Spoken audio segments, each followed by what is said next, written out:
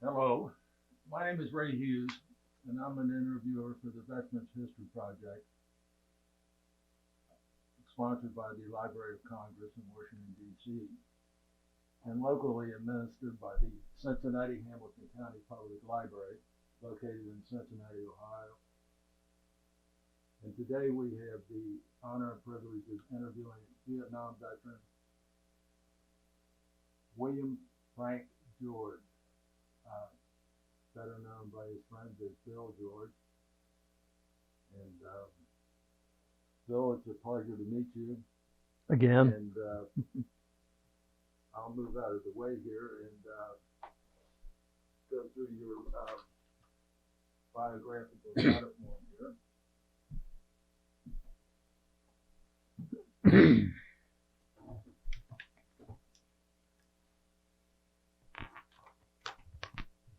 Bill, if you would, tell us your date of birth and where you were born. I was born in Detroit, Michigan, October 12th, 1947. And your parents' name? My father's name was Frank William George, and my mother's name was Bertha Sandra George. Her maiden name was Kolazinski. How do you spell that? Kolazinski. And was that Polish? Yes, my dad was Greek. From the family came over from Greece in the early part of the 1900s. I think it was around 1911, somewhere in that area.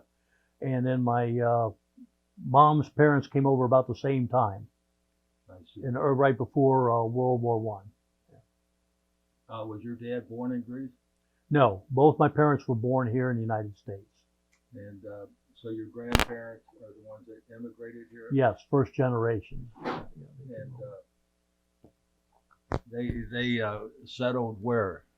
My mother's side of the family, the Polish side, was in Detroit, Michigan area, and my dad's side eventually ended up in Youngstown, Ohio. I see. What did you ever meet your grandparents? Oh yes, yeah. When I was young, I spent quite a bit of time. I don't recall it because I was pretty young, but there's pictures showing that I was up there. Sometimes my mom and dad would let me go there for a week while they were busy because my dad at that time was still going through school, finishing up school after he got out of the Army. What were your grandparents' names? My grandfather on my dad's side, I was named after him. His name was William Frank George, exactly the same as mine. And my grandmother's name was Bessie George. On the other side, it was John Kolazinski was my grandfather on my mother's side, and Eva Kolazinski was a grandmother. Yeah. Now, on your paternal grandparents, what did your grandfather do for a living? When they first came over here, he worked a bunch of jobs all over. I know he went out to Denver for a while and worked in the cattle industry, the stockyards. Eventually, he made his way back and met my grandmother, and they got married, and then he worked in the steel mills in Youngstown, Ohio. I see. And on the other side, the grandparents? My grandfather, when they immigrated to the Michigan area in Detroit, eventually he was a butcher, and my aunt had a small little mom and pop grocery store, so he pretty much worked there as a butcher in the years that I can remember. I'm not sure what he did before, but from what my mom told me, he was very handy. He could sew. He used to make them clothes when they were at. Both my grandfathers built their own homes with the help of neighbors and things like that. But they were very industrious. I mean, they could do a lot of things for themselves. How did your father meet your mother? my father went in the army, and he was assigned to an area in Italy. He was a medical tech, and my mother was in the Red Cross, and she was in the same area, and they met at one of the local hospitals there, and within a year they got married before they came back from their overseas duty. So they got married overseas? Yes, in Foggia, Italy. In Foggia? Foggia, Italy, Yeah. yeah.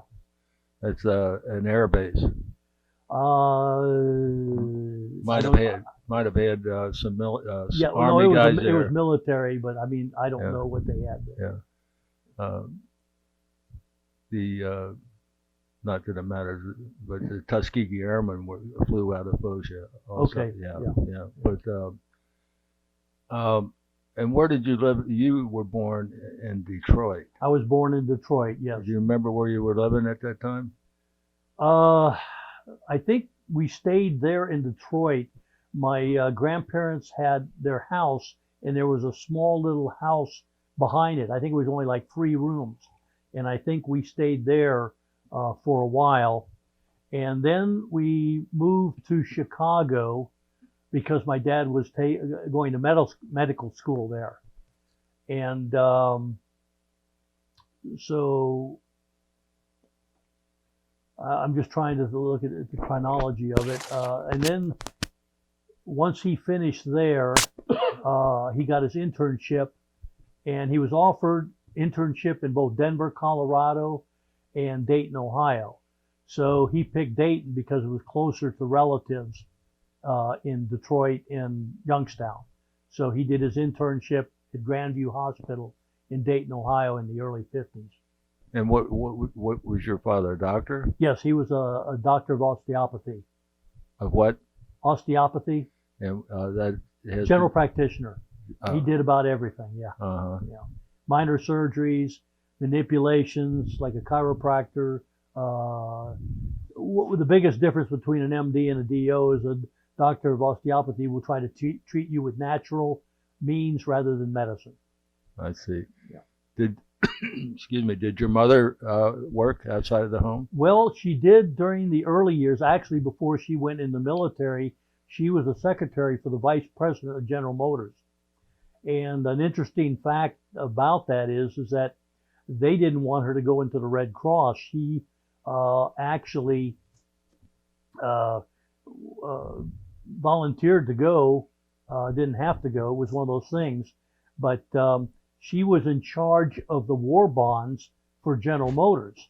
The Secretary of Treasury at that time had asked the Vice President of General Motors to develop a war bonds program through General Motors to see how it would work.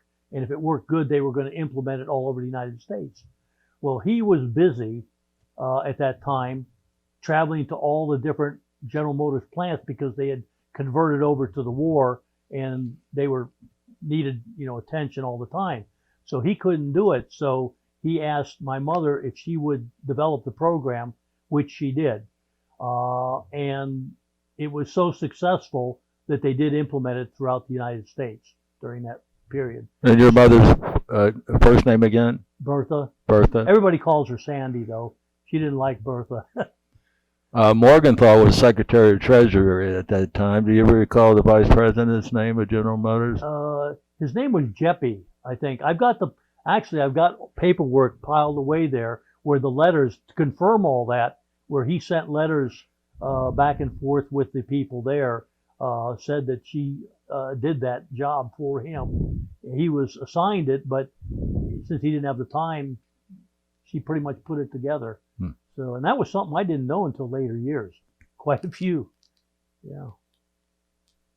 What schools did you go to, starting with grade school? Oh boy. Well, I remember, the only reason I remember it is because I do have pictures. I went to Brown School in Dayton, Ohio. And then I went to Holy Angels in the earlier years. And then my mom and dad decided that because of I had 3 siblings, brothers that grew up, but there was like an 8-year difference in our ages. I was born in 47, Then my next brother was born 9 years late, almost 9 years later. So those were born almost consecutively after that.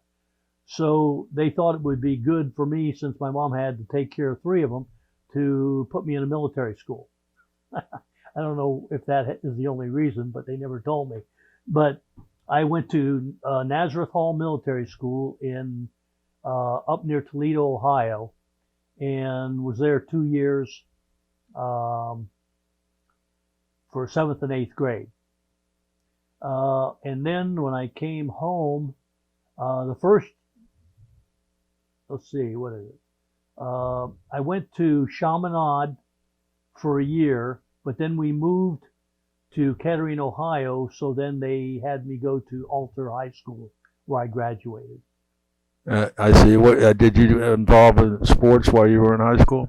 Yeah, I played football, varsity football, and also ran track during those years. And that year was the year we beat Chaminade, and we were the city champs when we graduated. That was in '65, actually.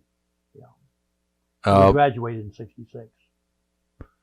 What churches did you folks belong to? I'm trying to think of the name of the church up in Kettering, St. Albert the Great. That was the one. Now, my dad was Greek Orthodox and my mom was Catholic. So my dad actually went to the Greek Orthodox church in Dayton, and my mom went to St. Albert's. Were you baptized in the Catholic Church? Or? Yes, that was one of the stipulations when they got married back in Italy, that she had to get a dispensation to marry outside the Catholic faith. And one of the stipulations was that the children would be raised Catholic. And your father was Greek Orthodox. Right. Aren't they very similar, though, to the Roman Catholic? Very similar, but back in the 50s and 60s, well, even when they got married in 47 or 46, there was a lot of stipulations about even marrying outside of the Catholic faith, and even the Greek Orthodox. They had to get permission later on from the Catholic Church in the early 60s so that they could have a ceremony in the Greek Orthodox Church, and so that my dad could be reinstated, because once he married outside of his faith, he wasn't allowed to receive sacraments in the Greek Orthodox Church. Things were a lot stricter back then. Yeah, a lot stricter. So after you graduated from high school, what did you do? Well, I was supposed to go to Bowling Green University, and I took some courses up there during the summer to see, if I was going to like it or not, summer courses. And I wasn't ready for school back after graduating. I just, What year did you graduate? May of 1966. Mm-hmm. So a friend of mine was going into the Marine Corps, and he says, "Why don't you come down and talk to the recruiter with me?" So I went down there, and before I knew it, I had turned 18, and I signed up. And of course, I went home and told my parents, and they weren't exactly happy about it. Matter of fact, there was some friction for a while there before I left, but everything was okay by the time I left. And in September, I think it was around the 19th, we were supposed to go to Paris Island. Of what year? 66. In the month? September. September 19th.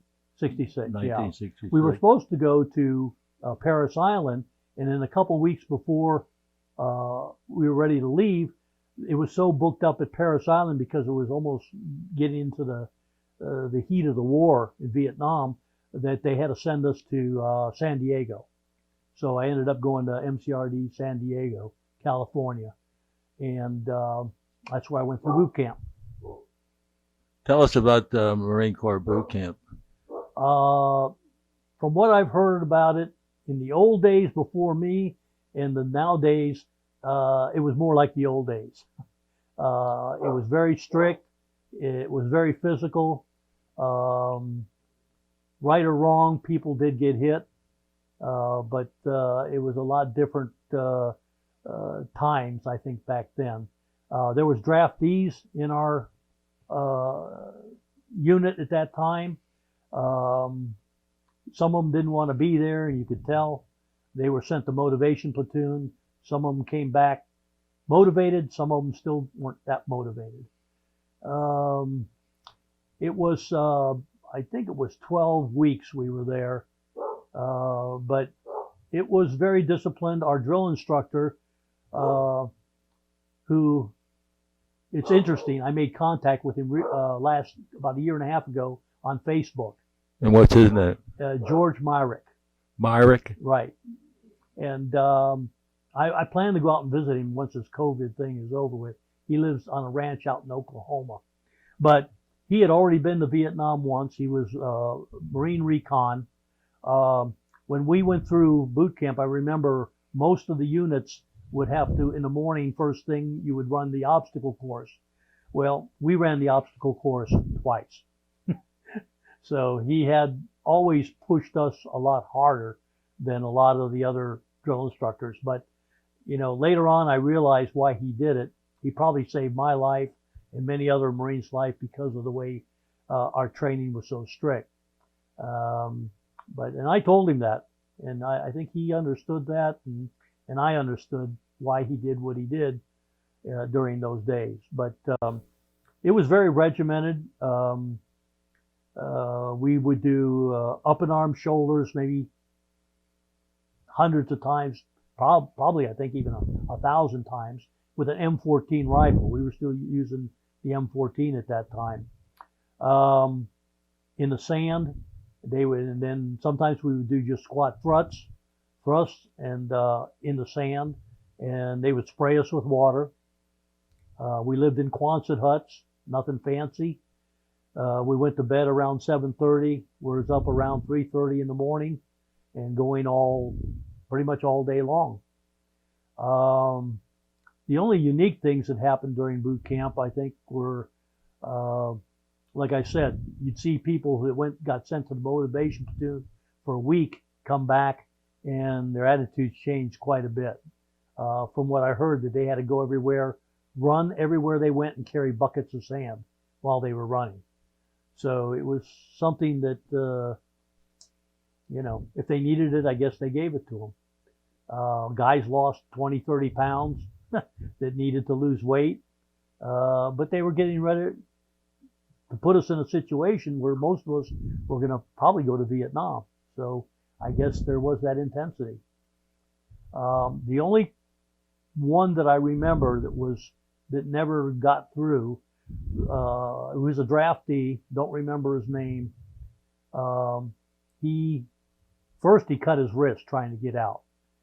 They sent him to the medical place, and within a week he was back. Then we went to the range, and we had to qualify. We came back, and we were out in the back, and it was like a day or two later, and we were cleaning our rifles out in front of the Quonset huts, outside, sitting on our footlockers, doing the stuff. All of a sudden, I heard a loud bang. Well, it was him. He brought ammunition back, shot himself in the foot, I guess so he could get out. And drill instructor came running out there, yelled and screamed at him. They called for a unit to come pick him up, and that's the last we saw of him. From what I heard, he was lost his foot, got a dishonorable discharge, got 2 years of hard labor. So I don't know if it's worth it. You know, that was his thought. But that was the only person I remember that didn't make it through to the end. Of course, they wouldn't let you out back then. It's not like now, where I think if you don't get out, they just go ahead and give you a general discharge. Yeah, something like that. Yeah. Where back then it was either you made it or you you got a dishonorable discharge. Right. Yeah, that's pretty much it.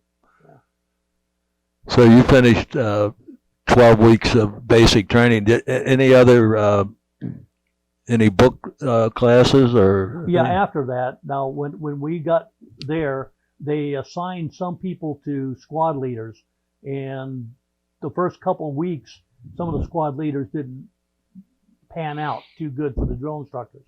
So I was assigned then after about the second or third week as a squad leader, and I got through the whole time, and we got meritorious promotions to private first class at graduation. Then we went to infantry training after that, and Where at? Camp Pendleton. Okay. Yeah, that was at Camp Pendleton also. I think, well, first we went home on leave, and then we went to, we went to ATI first, and then we went home on leave after that.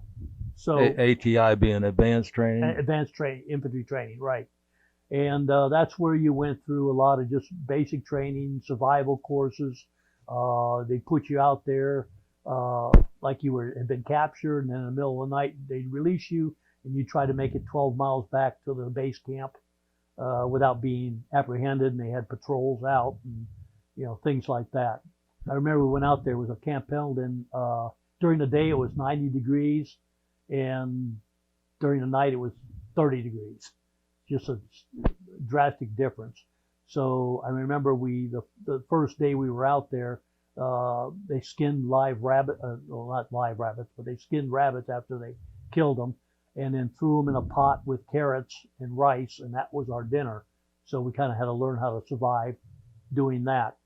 And then later that night, they let us in groups of 4 or 5 and sent us back on our way. And we were supposed to make it without being captured. Some people got captured because they got lazy. They walked on the road. But most of us went off on the sides of the roads, far enough away, but yet not so bad that we had to go through such foliage that you couldn't get through. But they wanted us to give us an idea of what it would be like with people looking for you in the middle of the night and you trying to get through. How big of an area is Camp Pendleton? Oh God, it's huge. Thousands and thousands of acres. Hills all over. We used to have to do forced marches on them. I remember right towards the end it was raining, and before we went home for leave, and we were doing 10, 15-mile runs, which are just double time runs through the hills up and down and with the rain. And I caught what turned out to be pneumonia, and I didn't report it, and because I knew that if I did, I wouldn't go home on leave. Okay, it would put me in sick bay. So I just got through it, got on the plane, went home on leave, got home right before Christmas. Of And 66. yeah, and then my dad saw that I was sick, so the first couple of days I was in bed, got shots, and was in bed for pneumonia. Where was home? Kettering, Ohio. Yeah. What was the address? Do you remember? They moved, well, since my mom passed away, 3301 Sunnycrest Lane. Yeah. So how long did you spend at home on leave? 2 weeks? About 3 weeks, I think it was. Yeah. So your dad used his medical expertise to Yeah. Cure you, huh? Yeah. Well, Yeah. first couple of days I was in bed. I was pneumonia, but I didn't want to stay back in base and miss leave, because if I would have missed that leave, I wouldn't have been home till after Vietnam, unless I could have got some kind of special leave. But there was so much going on, and the war was at its peak, going into its peak then. They were starting to send over more and more, because by 67, I think that's when they had almost 500,000 people sent over there, and they were just sending us over by droves. So when we got back from leave, that's when we went through more training, and we went through guerrilla warfare training, and that was more like type of jungle training. And they went through all kind of scenarios with booby traps, ambushes, things that we could expect from people that had already been in Vietnam and what they experienced. They set up scenarios like that so that we could learn. Punji pits, daisy chains, which were very interesting. The Vietnamese were smart enough that they would take anything that we would throw away, let's say like a law, which was like a small bazooka. It was a rocket launcher. And they would hook it up in a tree and put grenades in it, pull the pins, and lock the flap on the bottom so there could be about 4 or 5 grenades in there. Then they would run the wire down the tree and then run it across a path. So when you would hit the wire, it would open the pit, the flap at the bottom. The grenades would drop. Of course, the handles, the spoons would pop off.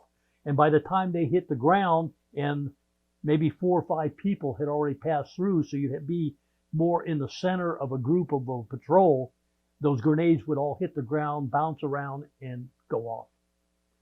And so these were things that we had to worry about. You know, Realistic training. yeah, very much. How long? That was for 3 or 4 weeks, I believe. And then we did, you know, some of it was repetitious from what we had done before, but I think that helped reinforce that mindset and, you know, what we might end up in the jungle. But where we were at, it was kind of funny. By the time I got to Vietnam, the area we were in was more hilly and grassy. We didn't even get to see any jungles. It was up in I Corps along the militarized zone. I Corps. When did you go to Vietnam then? It was April. We went through some specialized training courses after that. I went through an intelligence course, which really didn't, it had to do more with making sure security was held with documents and what to look for. And, you know, it talked about interrogating people and things, but we really didn't do a lot of that. That was left mostly to the South Vietnamese. When they were captured, we would turn them over to South Vietnamese officials. Some of the Americans did that, but I never saw it. I've heard about it. But up where we were at, there was like the Arvins were there, so they would do a lot of that. What's an Arvin? That was the Army of the South Vietnamese Republic, yeah. Now, so when did you leave for Vietnam? We left, it was in early April. I think we left around the 9th or 10th, and by the time I arrived in Vietnam, it was the 13th. Okay. We made a layover, short layover in Hawaii, and they wouldn't even let us off the plane. And then after that, we went straight to Vietnam. It was a commercial airline. I don't know if it was commercial CIA or commercial government contracted, but it was all military on the plane. Yeah. Where did you land at in Vietnam? Da Nang. We landed there, and we were assigned to the 9th Marines. Now, 9th Marines were in Da Nang at that time, but they were just packing up, getting ready to go north to the DMZ. So they had ships, LSTs, along the side of the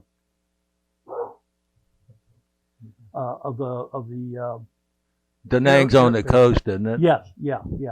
So what we did was we stayed there and helped load up during that time, and just got situated. I remember they didn't have a building for us, so we ended up sleeping on the back of trucks, in the back of like a 6x6 truck that had stuff piled in it, and we just find a place to sleep at night for the first 3 nights, I think it was. Then when we finally got ready to go over, we were put on a Korean LST, and there was the bunks in the building were near the engine room, and they were all stacked in the Korean ship. I think most of I don't know, I've been on too many Navy ships, but the bunks were separated like 5 in one area, so the space in between the bunks was just enough for a small person. It was crowded. We didn't sleep there, most of us. It just wasn't there, and it was right near the engine room. They didn't have any hot food, so we ended up sleeping on the deck for 3 days and pretty much eating sea rations for 3 days out on the deck. It took 3 days for them to go up from Da Nang to the Qua Viet River, and then when they unloaded us at the Qua Viet River, they had boats. And I guess I think they were Seabees and different types of boats, and we went up the Qua Viet River all the way to the interior, which was about Dong Ha, which was probably about 8 to 10 miles, I would estimate, and brought all the equipment up that way, a lot of it, and then most of the troops were brought up that way, from what I heard. It was very interesting because once we got on the Quaviet River, there was a lot of the young kids along the river that would be running along. You could see them. They were just wearing shorts and barefooted, and God, some of them probably were only 7, 8 years old. They were all waving to us and yelling, and everything. And so, and then I asked them, what are they yelling for? And they said, they want food. So we started tossing sea ration cans across from the boat and tossed them to them. They'd go run, grab them up, but it was different. Now, That's for at sure. this time, are you assigned to the 3rd Division? 9th Marines, yeah, Oh. yeah, 3rd Marine Division, right. 9th Marine Regiment. Right. And then we, Now, what's your job there? Are you a rifleman or what's your classification? my classification, I was assigned to Headquarters Marine Corps. Headquarters 3rd Marine Division, and then Headquarters 9th Marines. And when I got there, I was with the S2, and Intelligence. yeah. So, but they had me assigned all the time to either duties of building bunkers in the beginning stages and just developing, the base itself. They were, putting together things and that. So really our jobs, we didn't do much of anything except build the base. What base is that? Dong Ha base. How do you spell that? Dongha. Dong Ha. Now, it was already there, but we had to build the area where 9th Marines was going to be established in that. Put up the huts, build the bunkers, the trenches and stuff like that we had to dig. Of course, they had some equipment that helped us dig some of the bigger trenches, which was good. And at that time, it was kind of quiet for the first, I'd say, 2 weeks. Then it was April 28th. All of a sudden, during the middle of the day when we were working, all of a sudden we got a barrage of rockets, probably between 100 to 200, that hit the area there. One of our sergeants was killed in the bunker. He got a direct hit on the bunker. It went inside, and from what they told me, there wasn't much left of him. And then about 8 or 9 other people were killed, and I think there was about at least 15, 20 casualties. But after that, we were operating almost 3 days without sleep, just trying to get everything established and that. And then once that happened, best I can recall is that I was sent out on a couple of missions with different units. I think the first one was out to Cam Low. I spent a lot of time out at Cam Low, and they would send me out there with one of the units that was there, and we would just be there to protect the hill. There was an Army fire support base there, artillery, and all around Dong Ha there was fire bases around, so each one could support the other one, and they all were areas around Dong Ha so that it could be protected, where the main base were, and the airstrip was there too. But it didn't really help a lot because the North Vietnamese were across the DMZ, and the politics back then was we didn't cross the DMZ. So they have artillery, everything else that could actually hit from where they were at, hit Dong Ha base. So when we were at Dong Ha, especially during May, June, and July was the worst. We got hit almost every day that I was there. And it was anywhere from 100, 200 rounds. It could be mortars sometimes it would be rockets, sometimes it was artillery. And we lost quite a few people during those times. I know at Cam Low we got hit a few times, and then I was very fortunate when I was at Jiu-Lin and Con Tien. Both times I wasn't there that long, but there was those places were hit a lot extensively later on in the year. I think during September, October, but I was there during times when it was pretty quiet, so I was very fortunate because those places were pretty much decimated by artillery fire from the north. I know one time at Cam Low, I remember, and I'm just trying to piece together when it happened. I know it was during the summer. We got hit, and we were in our bunkers, and we were waiting for an onslaught coming in. But fortunately, the artillery from another base struck along our lines, and we never got hit with infantry. Well, we did, but we didn't realize it until the next morning. We didn't find any bodies. We found drag trails, and we found AK-47s, and we saw some helmets. So they must have been North Vietnamese, because the VC usually didn't wear helmets at all. And they were real thin, cheap helmets. I remember that. And a couple of them had shrapnel holes, and there was still brain matter inside the helmets and that were penetrated. But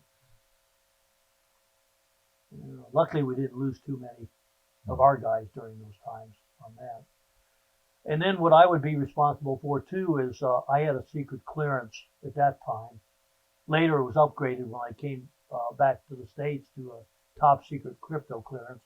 But I was responsible for taking all documentation, maps, and information that was, classified back to Dong Ha base from that unit that I was assigned to. And at that time, I was assigned usually to either 1st Battalion 9th Marines or 2nd Battalion 9th Marines.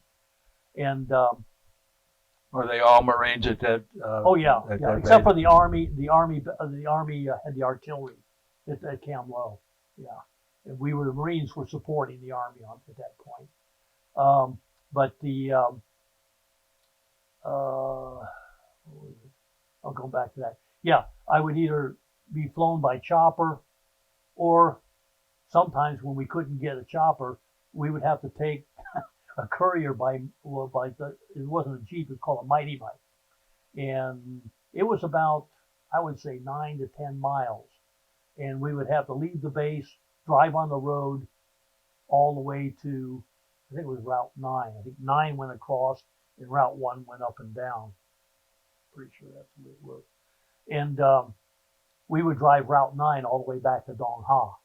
And the guy would drive, I remember the driver one time, he was driving back, and he had the pedal down to the floor. And I thought he was going to kill us. We'd run off the road and everything like that. I said, man, when are you going to kill us? And he says, I'm running fast for 2 reasons. He says, so a sniper can't get a good beat on us, and if we hit a mine, we'll be 10 yards past it before it goes off.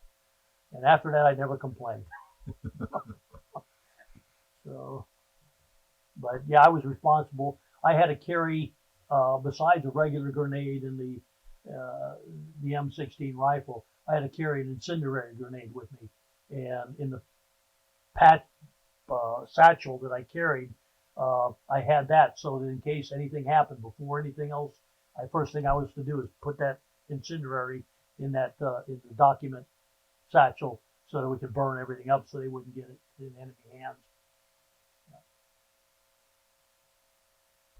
How long were you there at Cam Low then? I would be there anywhere from 3 to 4 weeks at a time. Then they'd go back to the rear, and sometimes I'd go with the unit back. Sometimes they would send me back.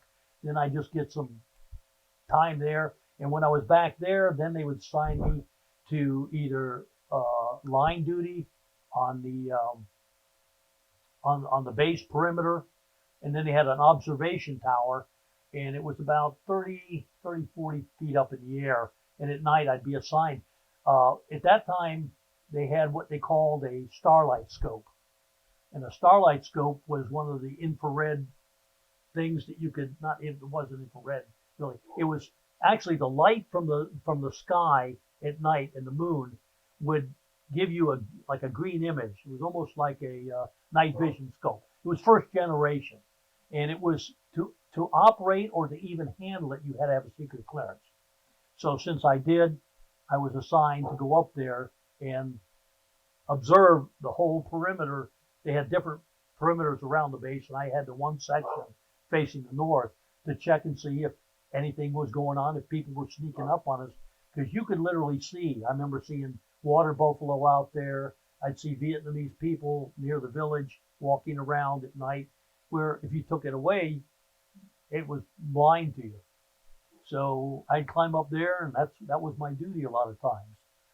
The only other thing we did, I was assigned to a reactionary platoon, where if there was something going on outside the base or right after an attack, if we got shelled, we would have to jump in back of trucks, drive out there, search, see if we could find anybody.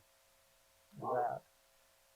One time we went out, we were searching. It was during the day after we got hit, and we went out there and we got ambushed. And I just remember we jumped into the paddies, the rice paddies there, and we were getting fire from a hedgerows back. Couldn't see anything. All we saw was bullets flying over our head, and mortars started getting dropped in the rice paddies. And I just remember shooting into big hedge areas. Whether we got anybody, we'll never know. But I don't think I ever really saw Vietnamese shoot at me. But I got shot at. So I know they were there. Yeah. They were good. I give them credit for one thing. It was their country, and they knew their land, and they knew how to play the game, and they certainly did. You were fighting mostly with the North Vietnamese Army, not the VC? Well, no, there was a lot of VC around. Matter of fact, one time we were getting hit on base pretty good, and the accuracy was like too good for somebody just to be throwing rounds in and hitting. And one day, one of the sergeants noticed one of the barbers. They used to let people on base do the laundry and do for barbers and to help out, do certain things. They were supposed to be vetted, but you know how that is. But one of the sergeants noticed the barber walking. And then he said later on, because we talked to him, he says, I saw this guy walking. And then all of a sudden he'd stop and he'd turn and then he'd walk again. And then he'd turn and stop and walk again. And it was like, what is he doing? So soon after that, the next time, because the generator for the command center got hit directly, the command center got a direct hit, and a lot of other things, were getting hit with direct hits. So they figured it out, and we never saw him again.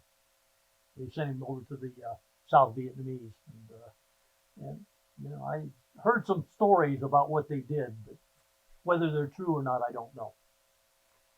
Leaving helicopters at different heights, and I did see one thing though. We did capture some Vietnamese prisoners, and it was during the summer. In fact, I think I got some pictures of them. They had blindfolds on. They were VC. They weren't regulars. But one of the Vietnamese sergeants, I think he was a sergeant or a higher ranking enlisted, he got a hold of one of them, was there talking to him, and the guy was just like this, giving one of those very defiant approach, like this here with a blindfold on, and all of a sudden I saw him bring out his .45. I said, oh God, no, please, and he just went, boom, across his face, put it back, and then they hauled him away. And so. Did you heard from some that they had trouble with the 116 rifle? I never had any trouble with mine. I think a lot of times people had trouble with it, and I'm not blaming the guys that did. I'm saying if you didn't take care of that weapon, it was a problem. It could be a problem, but I never had any malfunctions with mine. Now, whether I was just lucky, but I always kept mine clean. That's one thing I did. We put like little cloths over it and put rubber bands around the muzzles and stuff like that to keep dirt from getting in there. But yeah, I heard of problems too guys had. Yeah, with jamming and that. Yeah. But it wasn't pervasive where I was at. I mean, it's just like people talk about, they say, you know, you see these stories, well, I think a couple of the movies that came out where the guys were all out there smoking dope and all this other stuff. I never saw any of that where I was at. Never. I don't know, it was just because it was the Marines or where we were at, but it just, I never experienced that problem. Heck, I didn't even know what marijuana was back then. Yeah. So, How long were you in the field there at Cam Low and? well, it would be intermittent. I'd be gone for 2 or 3 weeks, and then I'd come back to base maybe for a week, 2 weeks, 3 weeks, a month, and it was back and forth all through that. I think up until after Tet in '68, when I was getting closer to leaving, is when I spent most of my time back at Dong Ha. But the rest of the time it was periodic. I would go to Cam Low, went out to the Rock. I went to Quezon one time, but that was before the siege. I went to Jiu a couple times, less than a dozen, and same thing with probably less than 4 or 5 times at Con Thien. And those were the main bases right around there. We went on some patrols and some operations out there along the DMZ. They used to call it the Strip because they completely mowed it down with bulldozers and a lot of areas there. And most of that area wasn't jungle. It was hills and high grass, you know, like that, elephant grass, where it was high up. I remember one time we were on a convoy and going out towards, I think it was towards Quezon. And part of the hills that we were going through, we were on the convoy back at a truck, and all of a sudden I'm looking up in some of the trees, and here's these guys with bow and arrows. They're like, you know, not bow and arrow, but crossbows. Those were the mountain guards. And so they were up there, and they, of course, were on our side, but because that's the first time I experienced that. And it was interesting because we went through the village. They would hand us loaves of bread and that. And so I took one of them and that, and I said, "Is this stuff okay?" And the guy said, "Yeah." Ate the bread. It wasn't bad. I don't know if I should have done it or not, but you know, back then you're young, you just go with the flow.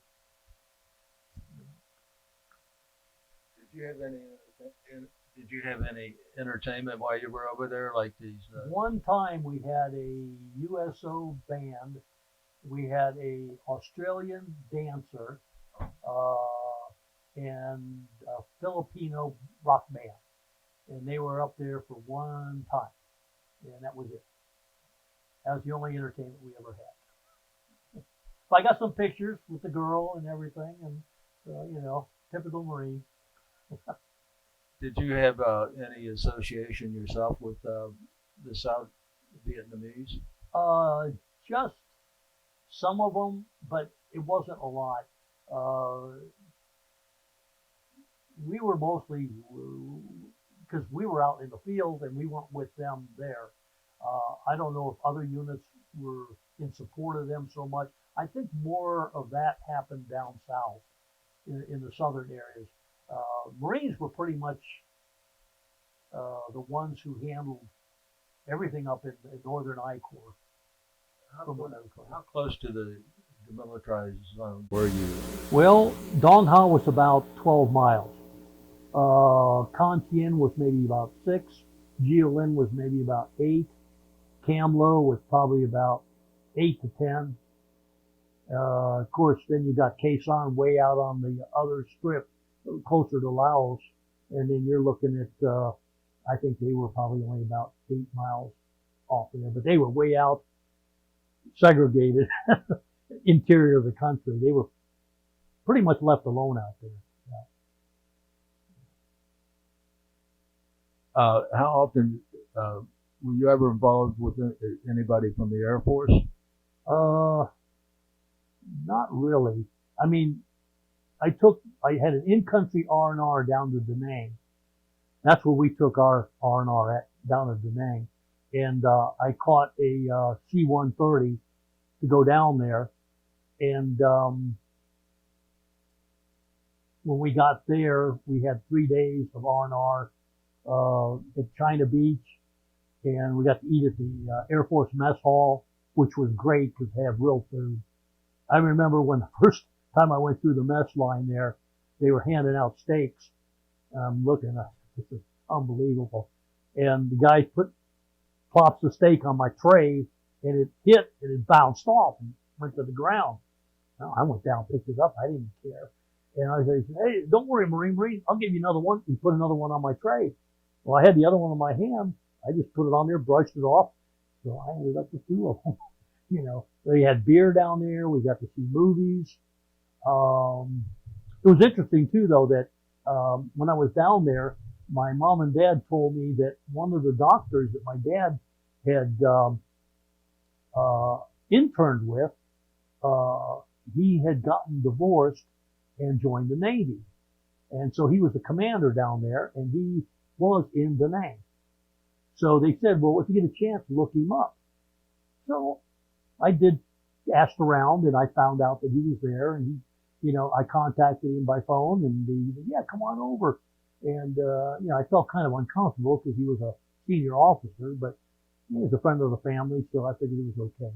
So we sat around talking. He took me to a couple places and that and everything. And we talked, he said, how are things going? I said, best to be expected, you know, and everything. And, and my mom told me this afterwards because I didn't think that much of it. He says, you know, I can get you home. And he said, I said, yeah? He says, you know, just tell me if you want to go and I'll write something up medically and we can get you home now. And I said, and I told him, because my mom told me this is what he said. I said, I can't do that, and I can't leave the guys that I'm with. You know, I can't do it. Yeah. And he told my mom and dad, he says, your son has a lot of character. Where were you at during Tet? We were in Dong Ha Air Base, not Air Base, but the base there. And did have an airstrip, small one. But it was quiet. They hit all around us. They went past us, around us, down to Hue, which was below us. Hue was you had Da Nang down here, you had Hue City, and then you had Dong Ha up here. Well, the North Vietnamese didn't want to fight where the Marines were strong. They went all around, and then of course they went all over Vietnam. But where we were at, it was probably the most quiet that I can remember. We thought the all hell. They had talked about, they said, oh, the North Vietnamese come down with tanks, and they're going to come down with this and that. And we were preparing for blood, you guys. Yeah. That was their New Year, is that correct? Yeah. What was that date again? It was January. Yeah. I think it was the end of January, or somewhere, first part of January, somewhere around in there. But yeah, that offensive was all down in Hue City. That was 67? Actually it was 68. 68. Yeah, it was January 68. Yeah. Because I was at the end, going towards the end of my tour then. I had been there since, let's see. April April of 67. My only, I had 2 R&Rs. I had one in Da Nang at China Beach for 3 days, and then we got 1 week to go out of country. And we had choices, and I had heard that Australia was coming up on the list, so I waited till it was official. So in November, I think it was like the first week in November, Australia came up, and since I was there long enough, I think I was there 7-8 months, I had a little bit of seniority, so I got to choose, and I went to Australia for a week. It was fantastic. Where? Sydney. Sydney? Yeah. Tell us about Sydney. Sydney was interesting. We flew into Sydney, and we got out, and there was cabs and everything there, so we grabbed a cab, and we didn't know where we were going, what to do, anything. And we found out later on that the Australians loved Americans and they loved Marines because of World War II. We pretty much saved their ass. And so this guy said it was Sunday when we arrived, and we were, regular clothing, and we were military clothing, so we didn't have anything to wear. So we said, where can we get clothes? He says, oh, everything's closed. He says, but I have a brother who owns a shop. I'll call him up. He'll come take care of you, So we did that, went over there. Guy opened up his shop. We paid for things, but he gave us decent prices. And then we had to find a hotel. So we got a hotel. They gave us a good deal there. I think it was for the whole week. 2 of us in a room, a buddy of mine and I think we paid maybe $100, $150. And that, it was a pretty nice hotel. Then we went out to bars and restaurants, and it was amazing. We went into a pub, and we ordered something, and everybody looked at us. You Americans? I said, yeah. I said, what are you doing here? I said, well, we're on leave from Vietnam. Marine Corps? Yes, sir. We didn't buy a drink the time we were there. They took care of us, yeah. We went to some nice restaurants, had steaks, went around. At one of the restaurants, I met one of the hostesses there, and the rest of the week we spent with my friend and I, with her and her girlfriend. They took us all around the city, and we had a great time. One of the best R&Rs you could probably have, yeah. Well, let's go back to after Tet. What were you doing? You're waiting till April. Yeah, well, actually, I didn't leave till May. It was May 10th is when I finally left Vietnam. But most of my duties then were back, at Dong Ha. Pretty much just still doing line duty. Watchtower duty. If there was any action going on or artillery or anything like that, striking the base, we would be sent out again as a reactionary platoon, they called it. That's pretty much it. It wasn't, I think the worst part of my tour was the beginning up and through October, November. That was when most of the artillery, the barrages, the attacks, and the things that I remember the most that happened. Because during July was the worst. We got hit almost every day. And you could almost time it on your watch. It was almost actually every day around 5 p.m. And we would get hit. After a while, we got to learn that. But in the beginning of July, we didn't realize that until about a couple weeks later. And then we were just more prepared for it. But July 3rd, I was in a mail tent. And I was coming out of the mail tent, opening up a letter, and I heard, and after a while, you get these sounds you pick up real quick. And you know exactly what to do. You hit the ground. And I heard a rocket coming in. And you heard the whistle. And you only have about 2 or 3 seconds. And I dove in a ditch. And next thing I know, that tent got blown up. And then I got up, and there was a guy laying next to me. And I had thought he dove into the tent. Well, apparently he got thrown into the tent. And I turned him over, and I heard him kind of like coughing and gasping. And he had his flak jacket on, but he had a piece of shrapnel got him right in the middle of the chest. It didn't look bad. It wasn't bleeding that bad, but I knew he wasn't doing good, especially in the middle of the chest. So I started yelling for corpsmen. Nobody came around, so I ran. I left to my area there. Rounds were still coming in, but I had to do something for him. I ran. I found the guys from the motor pool who had a Jeep, or a Mighty Mite.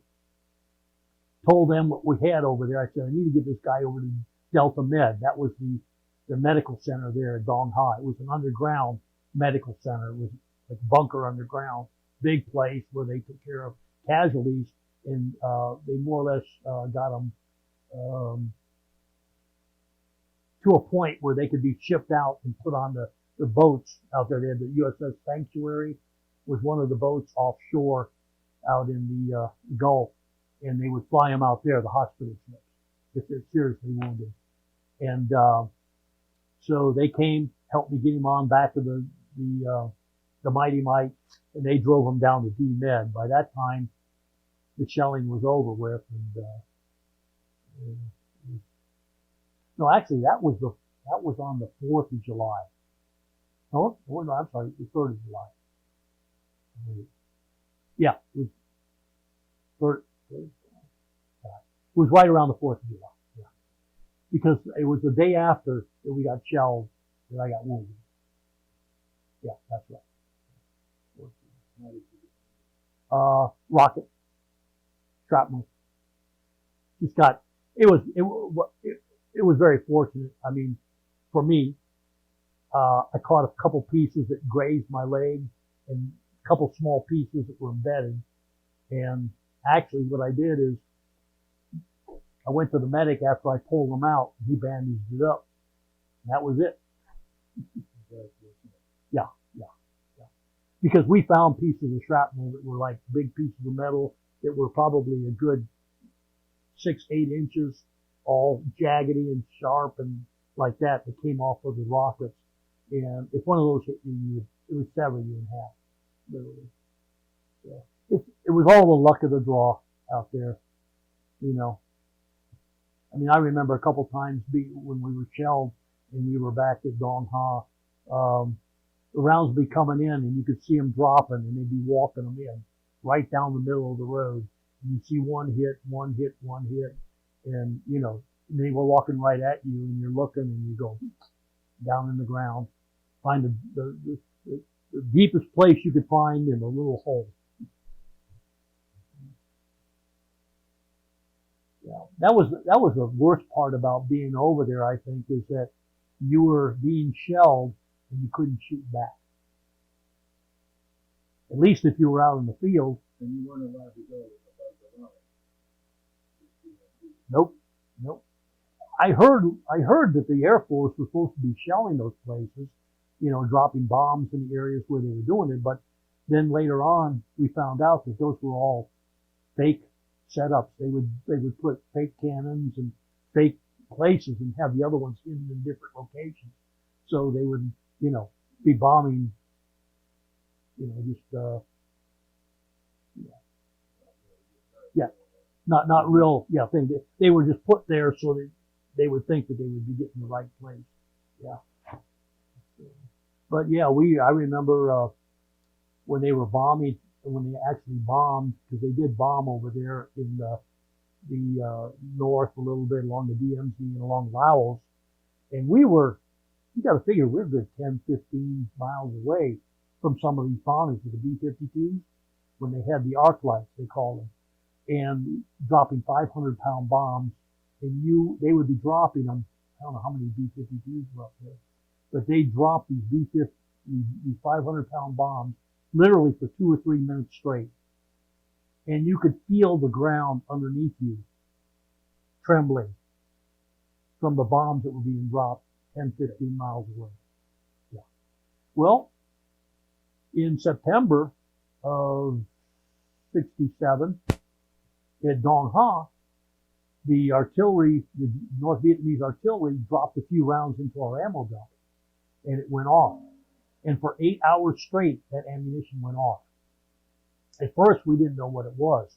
We heard explosions and that, so we grabbed our equipment, went to our bunkers, got ready for whatever else was happening.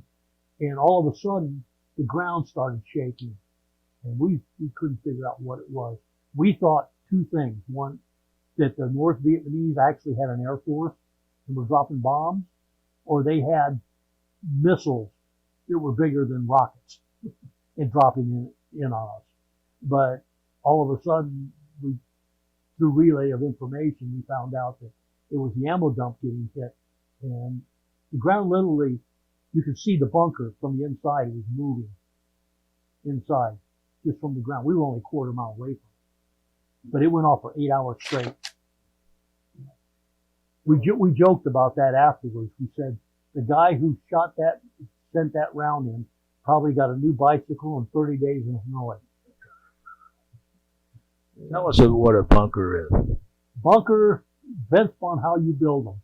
At first, we just build them so that sandbags, we put logs across, the wood. Is it above ground or? Well, some of them were above, some of them were below, depending upon, you know, your ability to build things. We would use sandbags to build up, and then we use the ammo boxes. Any ammo boxes, we would take empty ammo boxes, fill them full of dirt, and those would be stacked up, especially alongside tents or billeting, where they were up above ground. Those would be alongside of those to protect them, so that if you were initially hit, you'd have time to get out and get to the underground bunker and the trenches that were out in front. But later on, what we did is we got airstrip matting that we procured from the Seabees. We did a lot of procuring back in those days. But we would put the wood over the hole in the ground. We'd have sandbags, and then we put wood over it. Then we put 2 layers of sandbags. Then we would put the airstrip matting, which was heavy metal, about this thick. Then we put 2 more layers of sandbags on, because some of the rockets that were coming in, when they hit, some of them were timed so that they would penetrate and then go through and then explode inside the bunker. That's how my one sergeant was killed. It went through the bunker, 4 layers of sandbag, and then detonated inside. So what we wanted was protection, so that would help stop it and maybe explode it then, or the metal would be thick enough where it wouldn't go through. The other thing we did is the hooches that were next to each other had tin roofs. Then they had these metal gratings or wood pallets that they brought shipments of materials on, and we would stick those. We would put like beams of wood. They weren't 2x4s; they were a little bit bigger. But we would put them on the roofs between where the bunkers were, in between the 2 like tents where you were billeting back in the rear, and you would put these pallets on there so that if something hit those, it would have time for that delay before it hit the bunker, and then also protect. So we got innovative. We learned how to better protect ourselves as time went on. Go over the terrain there again for us, because someone like myself, who's never been there, you think of Vietnam being a jungle. Well, jungle was mostly on the southern part, below, I would say, Way and those areas there. But where we were at, it was more of the hilly, mountainous area. Like I said, that's where the mountain guards were, over towards the Laotian border in Quezon. That was more of a hilly. It had trees and a lot of elephant grass and a lot of open field. Some of the pictures I've got kind of show that from the different areas. So it was more. You have rice paddies around there? Yeah, there still was rice paddies. Yeah. Oh yeah. They were all over the place. But it was less of a jungle atmosphere. And really, I think the closest we got to jungle was just a lot of trees, and brush, but it wasn't a jungle like they show in some of the movies, because most of that was down south in the southern portions of Vietnam. Did you have any wild animals around there? Or? There were stories about tigers supposed to be in the area, mostly more inland and stuff like that. One thing we did run into, though, is we were going through some elephant grass one time on a patrol, and up along closer to the DMZ, and I was like about the 3rd or 4th guy in the group, and all of a sudden the group stopped, and I could see that up from the elephant grass, the big head of a cobra standing up, or not standing up, but putting itself up, and right off the side of the path. So we walked back, found another way around. Yeah, but yeah, in the bunker, and that's another thing you had to be worried about in the bunkers, is scorpions, because especially during the monsoon and rainy seasons, they would try to find a nice dry place to be, and if your bunker was the nice dry place for them to be, Yeah, you got to be careful of those. Oh, and that's the other thing, monsoon season. The only time I've ever felt as cold as I did was during the monsoon season of Vietnam. Even more so cold than being here in Cincinnati during the 77 and 78 blizzard when it was below zero. And people say, how can that be? Well, when you're used to Vietnam being 100 and 110 degrees all summer long in the heat, and then all of a sudden you drop that temperature down in October to below 70 degrees with constant rain on you, and you're sitting out on the lines, soaking wet, your clothing doesn't make any difference if you got shelter on you, whether you got a poncho on you, you are wet all through your body, your socks, your clothes, and you're sitting there looking out in darkness, hoping nothing happens, and you're just shivering like this the whole time for a 3-hour shift. Coldest I've ever been. So, you're approaching April of 67, and you're thinking about coming home. 68. I'm sorry, Yeah, 68. yeah. Tell us about your last couple of weeks there in Vietnam. Okay. How you got out. Here's the mindset of going to Vietnam. You learn pretty quick. When you first get there, your first month, you're scared as crap. Okay? After that, you start to assimilate and you just live it day by day. And you say, if I'm going to be here, I'm going to be here. If I get killed, I get killed. You don't worry about it too much. Your last 30 days is what they call the short timer. And the short timer is the guy who wants to get out of there and doesn't want to be the guy that's walking up to his plane and gets blown up. So for the last 30 days, you're pretty much living. I lived underground. I slept underground. And I think a lot of people did that too. You did every precaution you could to make sure that after serving 12 months, it's your 13th month, which was ironic to be a 13th month for the Marines. Army had 12. We had 13. So figure that one out. But yeah, it was one of those things that, as a matter of fact, I still have it. I have what they call a short timer stick. I don't know how rare they are nowadays because I don't think a lot of people kept them, but I kept mine. It's a little carved, and it was carved by the Vietnamese. They used to sell them to us. They sold all kinds of stuff. You could get ice cold Coke over there from the Vietnamese, but you couldn't get it at your base. Unbelievable. But anyway, it's about a stick about a foot and a half, maybe about this big, and it's got a little dragon head. It's all carved in wood, hand carved and everything. And you bought one of these because it was so short that when you put it on the ground and try to walk with it, you would have to hunch all the way down and bend your knees. So it's like always being ready. And it was kind of just like a play off on that, with the guys down in the, he's always being very careful before he, leaves Vietnam. But I kept that as a souvenir. The only other thing that I kept as a souvenir is the nose to the Russian rocket that I got wounded by. So they were using Russian. Oh, Chinese, Russian, all the a couple of the things that when we captured the weapons out in the field and that, they were all Russian or Chinese communist weapons. Yeah. Oh, they were definitely supplying them. If it hadn't been for, Russia and China, they would have never made it. There would have been no war.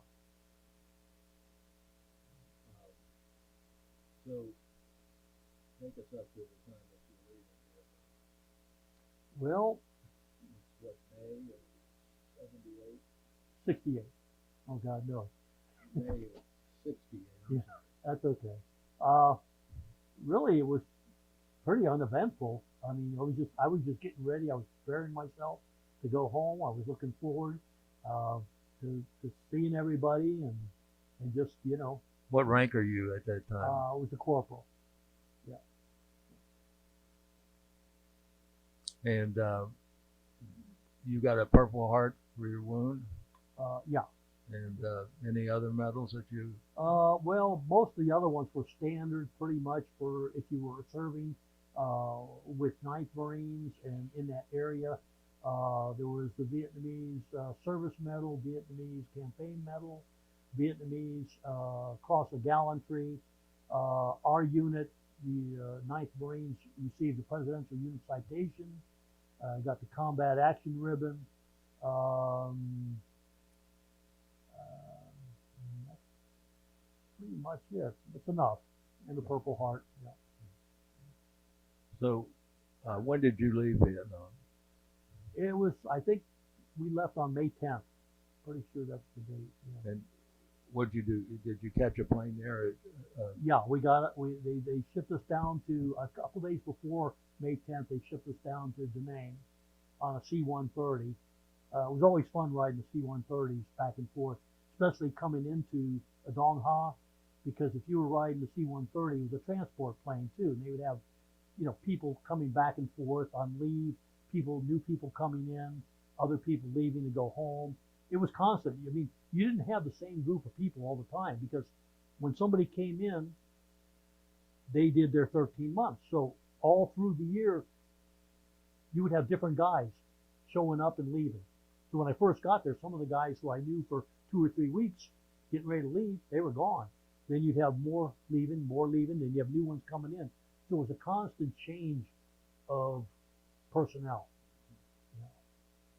Now, sometimes some of the groups came in together, you know, like a unit, but that was in the beginning. But later on, it was all supplemental. They were replenishing, so it was all different people. Yeah, a lot of replacement.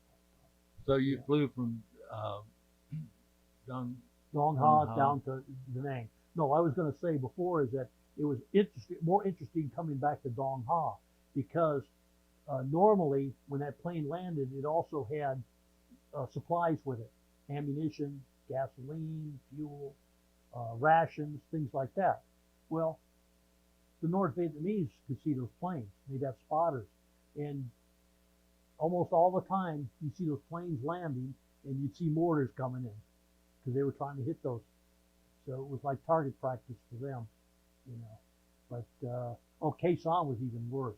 They got hit. The planes after a while didn't even land.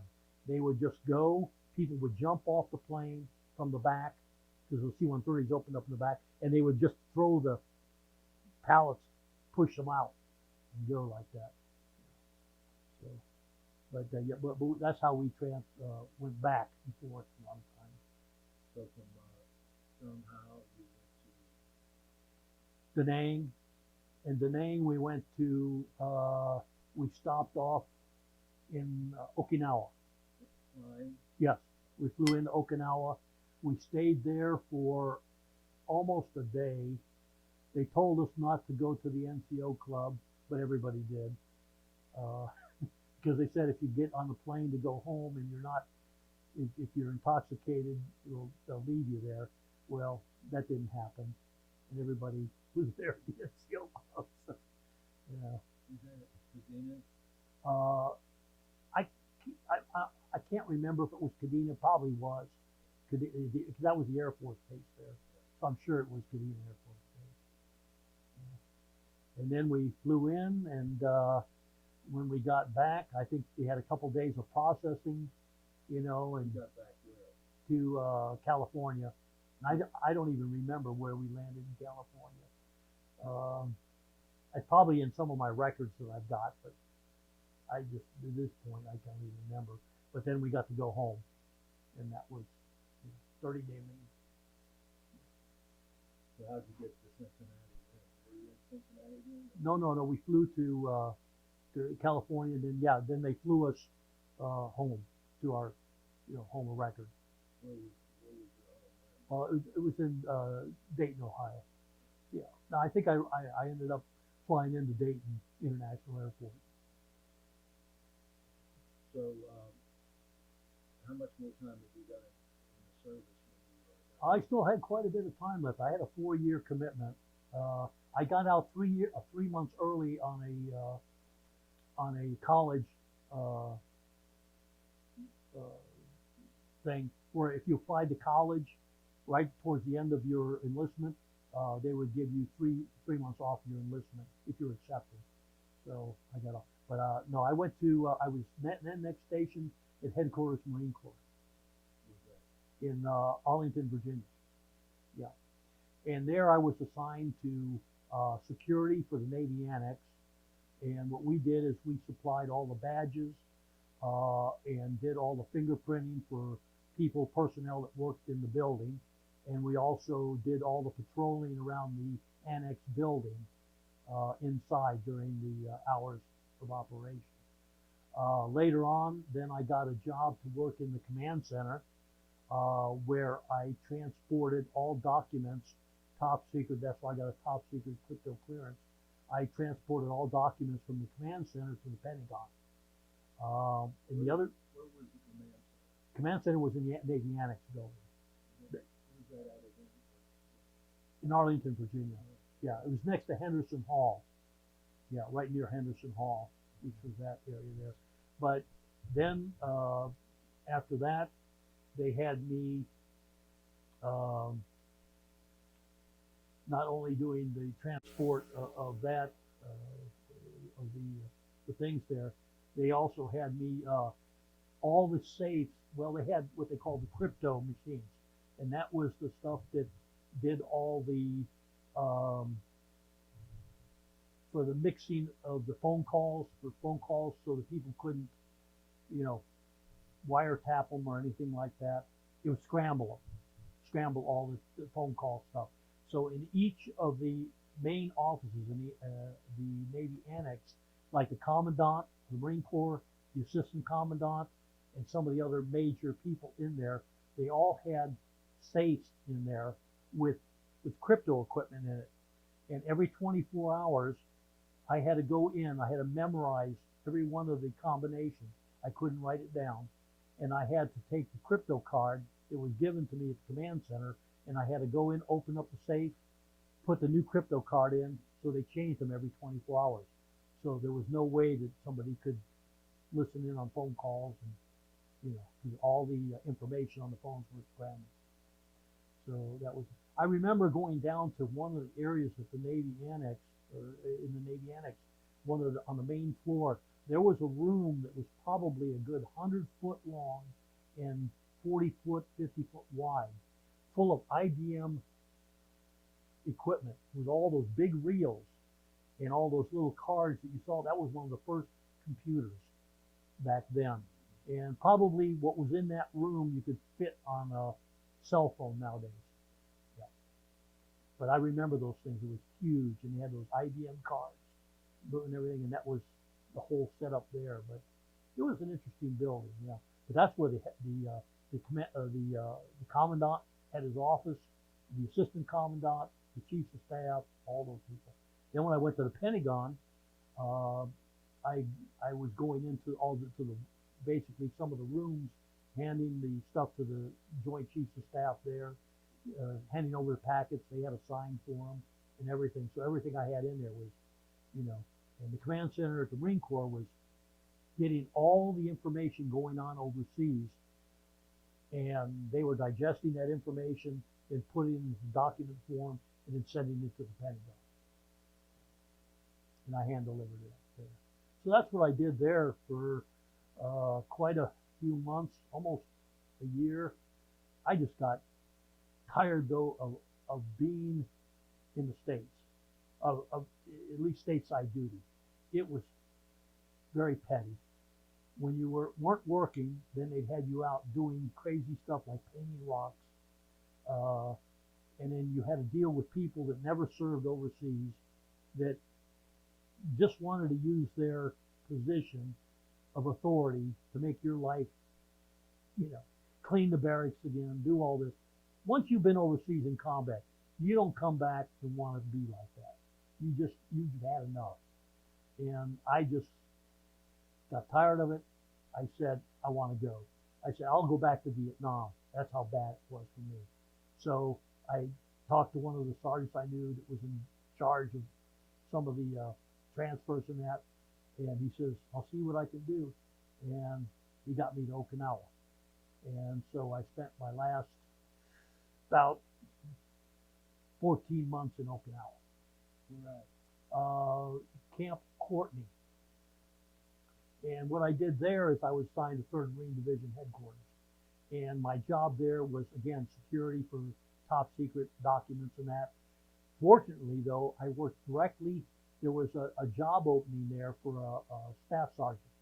And I was only a corporal. So I filled the billet of a staff sergeant because I had the top secret clearance. And so I worked directly for a lieutenant colonel. So I worked from 6 in the morning to 4 in the afternoon, 5 days a week. So I worked an extra 2 hours a day more than everybody else. It was an 8-hour day of work. So I didn't have any obligations after that because they tried to get me to do fire watch and all these other duties and this and that. And I said, wait, I'm working all these extra hours. So I told my lieutenant colonel. He called up over there, told the captain, no, he doesn't serve any other extra time. So I had a lot of free time, and that's when I got involved in the martial arts. And I started. What town did you study martial arts? It was a town nearby. I don't even remember the name of it. No, it was further away from Naha. It was in a small village nearby, and it was called the Kaneshima Dojo. And that's where I began my training in Okinawan karate. And I've been continuing doing that. Actually, I came back to Cincinnati. What style was it? Well, that was under, it was called Shorin-ryu, but it was a Tozan-ryu style. And then when I came back to, got out of the service in June of, in 70, I found a compatible dojo, but it was a different style, close though. They were very closely, as far as being similar, you know.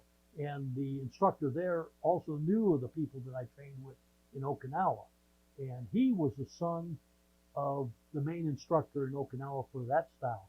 And that was Shorin-ryu Matsunashi-ryu. And his name was Takeyoshi Nagamine. And I trained with him for 10 years after that during the 70s until he went back to Okinawa. And then I continued training, and he came and visited, and I visited Okinawa again 2 different times since that time. And I'm still training to this day. Are you in Dayton, Ohio then? No, I was in Cincinnati, Ohio. And I was going to the University of Cincinnati. When did you start there? I started in September of 1970. You out of the military? Yes, yeah. When did you, give me the start date and join the Marines and then you were dispatched. Okay, I started in September 1966, boot camp, and then I got discharged. I got 3-month early discharge in June of 70. I was supposed to get out in September, but since I was starting school in September, they let me out 3 months early to kind of matriculate back into society, I guess. And you were going to go to the University of Cincinnati? Right. And, but you're still practicing karate? Yes, I did that on the side. Where at in Cincinnati? That was up in the Hartwell area, up on it was 8207 Vine Street, where he had his dojo, training hall. Yes, yeah. And I happened to be driving by one day. I was looking for a school. Happened to be driving by that way. I don't know why I was out there, and I saw the sign, went in, and next day I was there.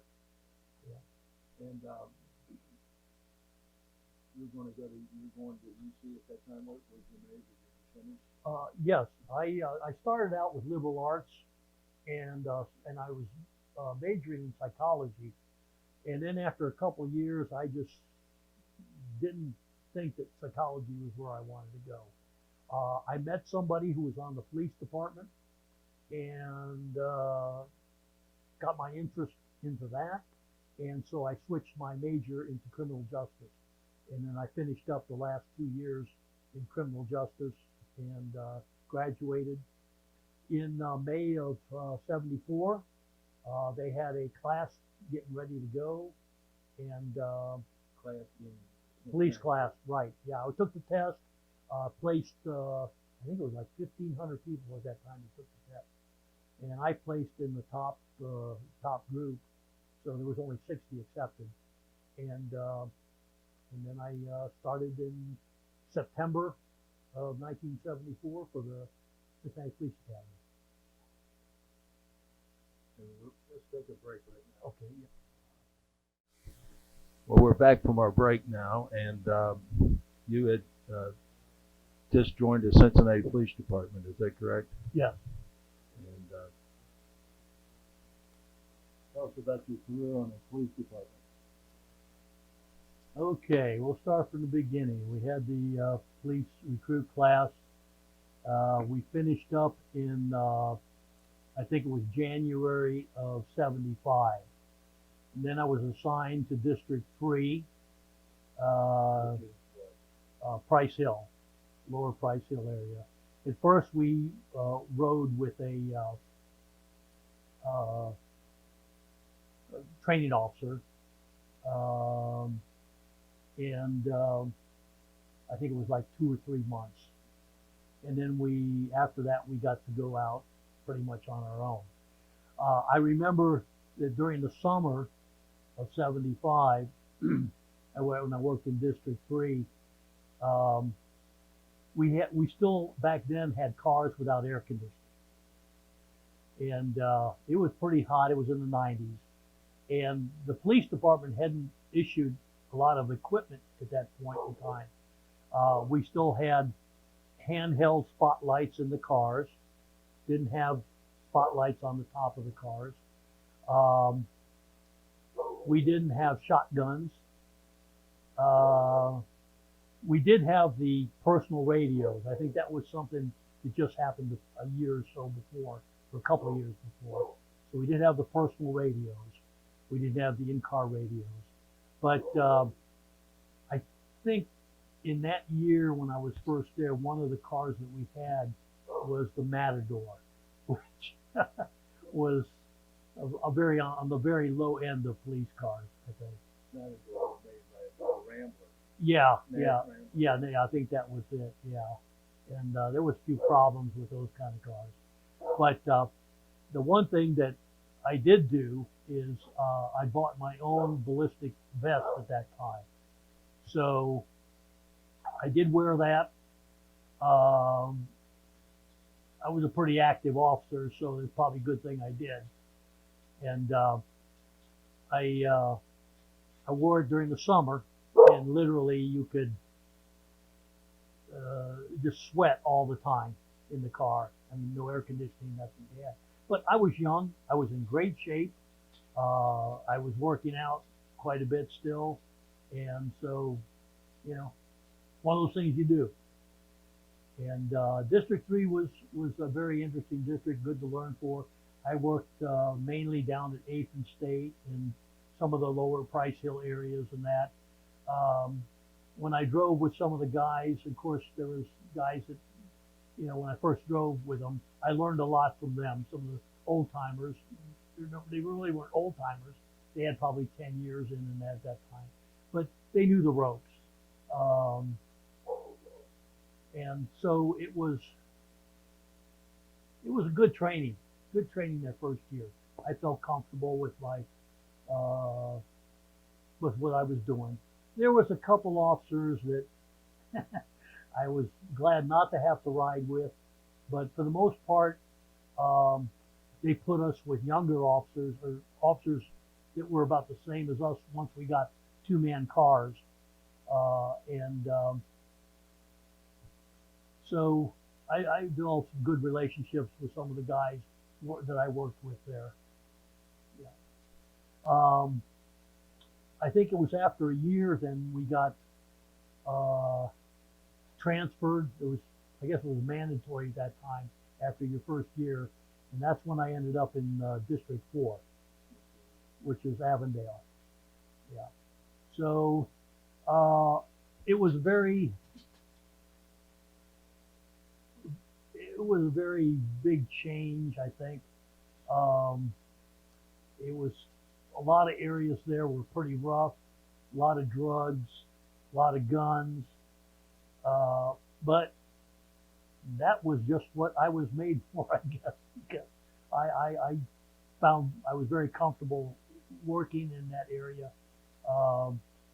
I think that my training, not only in the Marine Corps, but in the martial arts, helped me have the confidence to be there and react to situations better than a lot of other people did. I think I was one of the, I know on my shift I was one of the most active. I made, if on radio runs each month, I made the majority of radio runs. There was a lot of domestics, situations, family troubles, and we were able to resolve them a lot just using common sense.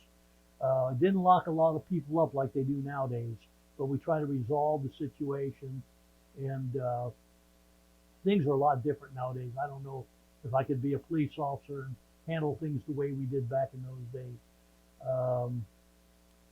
District 4, we worked regular shifts for a while, and then they opened up a 8 at night to 4 in the morning shift. That was, we used to call it the felony shift, where you could drive down the street, open your doors, and felons would jump in. So we averaged 20, 30 felony arrests a month easily, without even trying. A lot of apprehension of people with guns, took guns off the people. There was some pretty interesting and dangerous situations that happened during those years. Caught some bank robbers with guns in their car. One guy wanted to reach for a shotgun, and we made very explicit to him that if he did, what would happen to him. I remember we arrested a guy at one of the bars there that came out and had a gun, and we found out afterwards he had been arrested in New York City for having a gun and shooting at police officers. So we were very fortunate there. He didn't decide to do it at this time. But it was very active. A lot of heroin, a lot of drugs.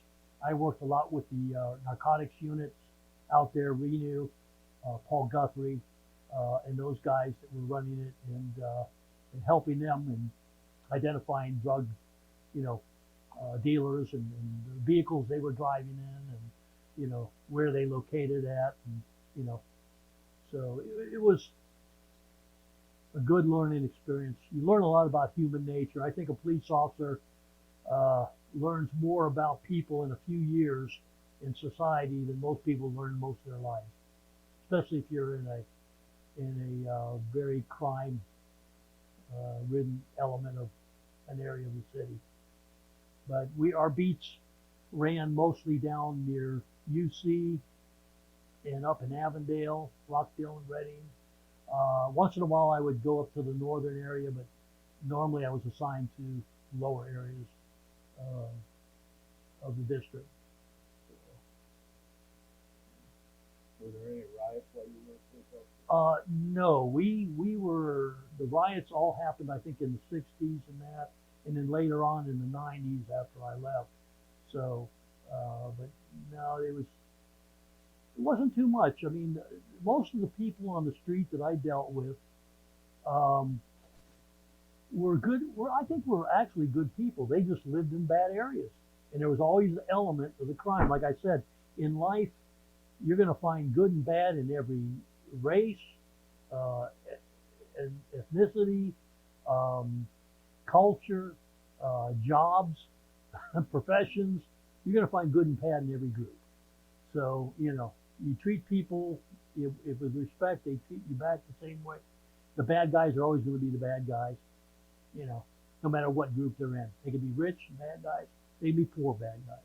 Did you ride with anybody in particular?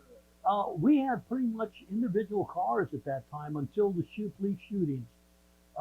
Then they matched us up with people, not always the same people. Let me.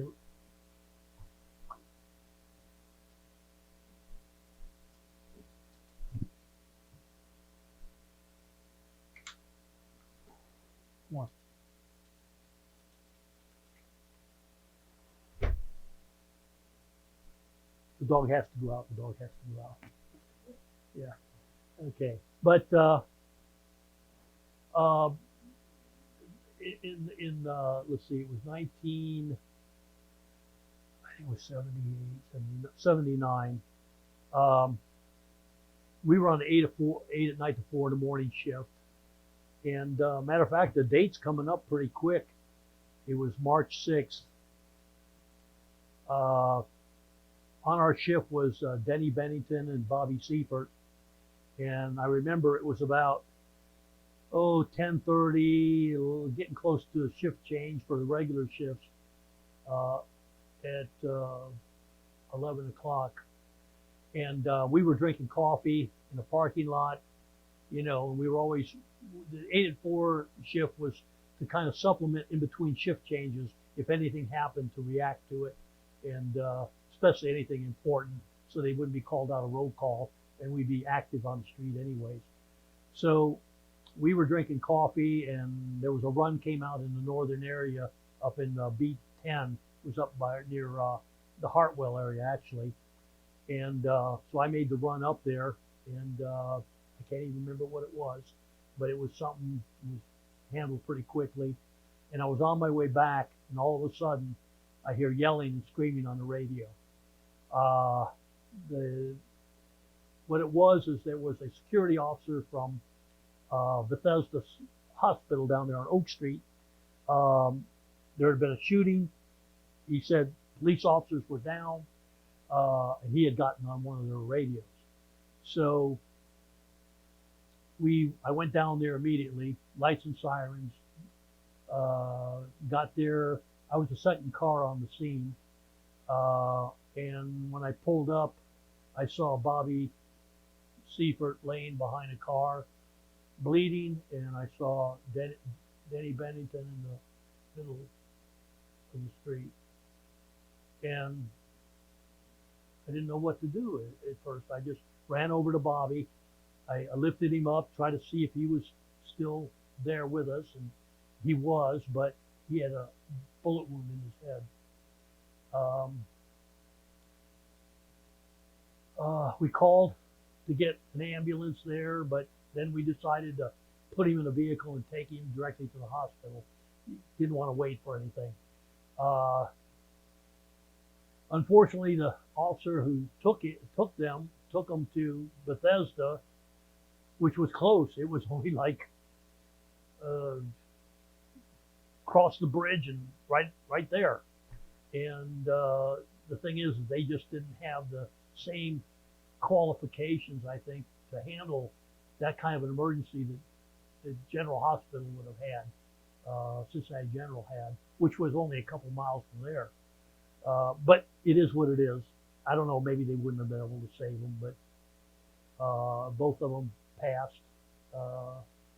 And it was so ironic that we found out later what had pretty much happened is that they had when I left, they decided to go look for a guy who was wanted on a robbery warrant. They had been looking for him, and they knew who he was. They had dealt with him before, so they went and looked for him, and they spotted his car. And Bobby, they decided that one would approach from the front, one would approach from the rear. So they blocked him off in the front. Bobby got behind him, and they got out of their cars. And as soon as they got out, the guy went out, stuck his hand out the window apparently, shot Denny point blank in the body.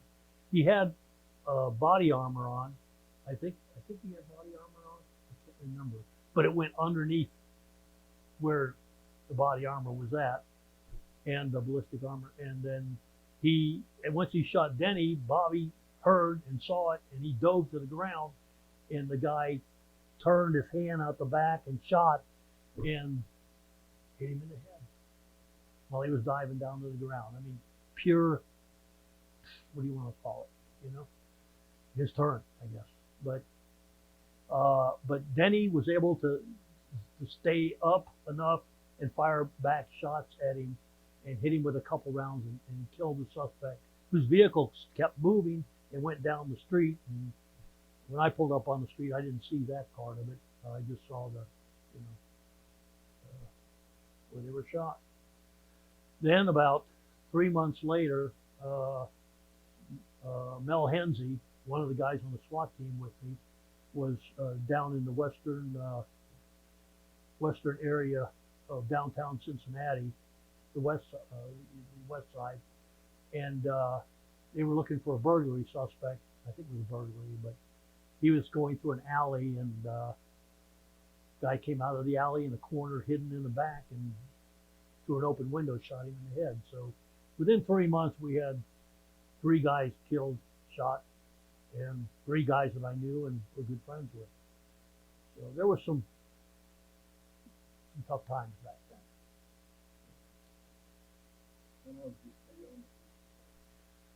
I stayed on for another few years. I got disenchanted, not with the work, but with the police administration and the city council and the court system. Myron Leisler was the police chief. He was not a bad guy, but it seems like every time that somebody gets put in a position of a chief of police, they become more political. And just like when the police union was asking for a lot of equipment, bulletproof vests, spotlights on cars, all this stuff that we should have had beforehand. But it wasn't until 3 police officers got killed that they would start giving us the things that we needed for our job. The court systems, I would see guys going in there that we had dead to right for, having a weapon. We stopped a vehicle one time where the one guy, two guys were in the vehicle. When we pulled them over, we saw the one guy stick his hand out this side and drop packets with heroin. The other guy, we saw him and saw his arm go out this side, drop a gun. We get to court. They convict the guy with the heroin. The guy with the gun, they said, just handing the gun, taking the gun and throwing it out wasn't possession of a weapon by a felon. So, and then 3 months later, he was involved in a robbery and shot people. Things like this, you just, after a while, they start wearing on you, between your guys that you knew getting shot and killed, between the way it was handled. The politics in Cincinnati back then were you think they're bad now, they were just as bad then. I wasn't ready to leave, but I said if an opportunity came, I would take it. And eventually, opportunity came up. Got a job offer in the private sector to run security for a company in 4 different states. They offered me profit sharing, bonuses, stock options, a company car to use all the time. I went on the police department in 74 and I ended up leaving in 85. Right, yeah. Back at that time, you only needed, you needed 25 years to retire, and you had to be vested, you had to have 15 years in. Later, they changed that to 10 years to be vested and 20 years to retire. So if it had been a little bit later, I could have got vested, but, at that point in time, I had a college education. I didn't see myself going anywhere. Some of the politics in the police department, it was like, if you knew somebody, you would get job opportunities. If you didn't know somebody, you didn't. And I know I was well qualified to go into a couple other divisions. Actually, I wanted to go into the Renew, which I was going to be accepted for, but then they had the temporary layoffs in 76. For 10 months, we were laid off. They gave us jobs. We worked at the workhouse. I worked at the workhouse in maximum security for 10 months. And then when they rehired, we went back to our regular job. But it was things like that. They just, I had the opportunity there. I wanted to get in homicide, but it was who you knew. I wanted to get into the intelligence unit, which I knew people there, and they had the job for me there too, but it was during the layoff, so they had to fill it with somebody else. So, I looked at that. I took the exam for the sergeants. I made the sergeant's test. until they bumped in the affirmative action. And when they bumped in every third person to be a minority, it knocked me down on the list. I said, what am I going to do with my life? You know, it seems like everything that I'm trying to do and the goals that I have are being taken away or knocked away from me. So I said, let me go out. And so finally I got offered the job, and it was from Toys R Us, believe it or not. But they need security like everybody else does. Yeah, I did all the investigations for theft at the stores. I did the hiring for all off-duty police officers during the Christmas season, which was multitudes of money coming in during that time, of course. I did all the training for the managers and security. I set up all the alarm systems for the stores through contracting. And I visited all the stores and did security checks, make sure everything was done properly. And anytime there was theft by employees or managers, I did the investigations and we prosecuted and bad checks. I mean, the whole process. So I was responsible at first for 8 stores, and then eventually grew to 30 stores before I left. 10 years. 95, right.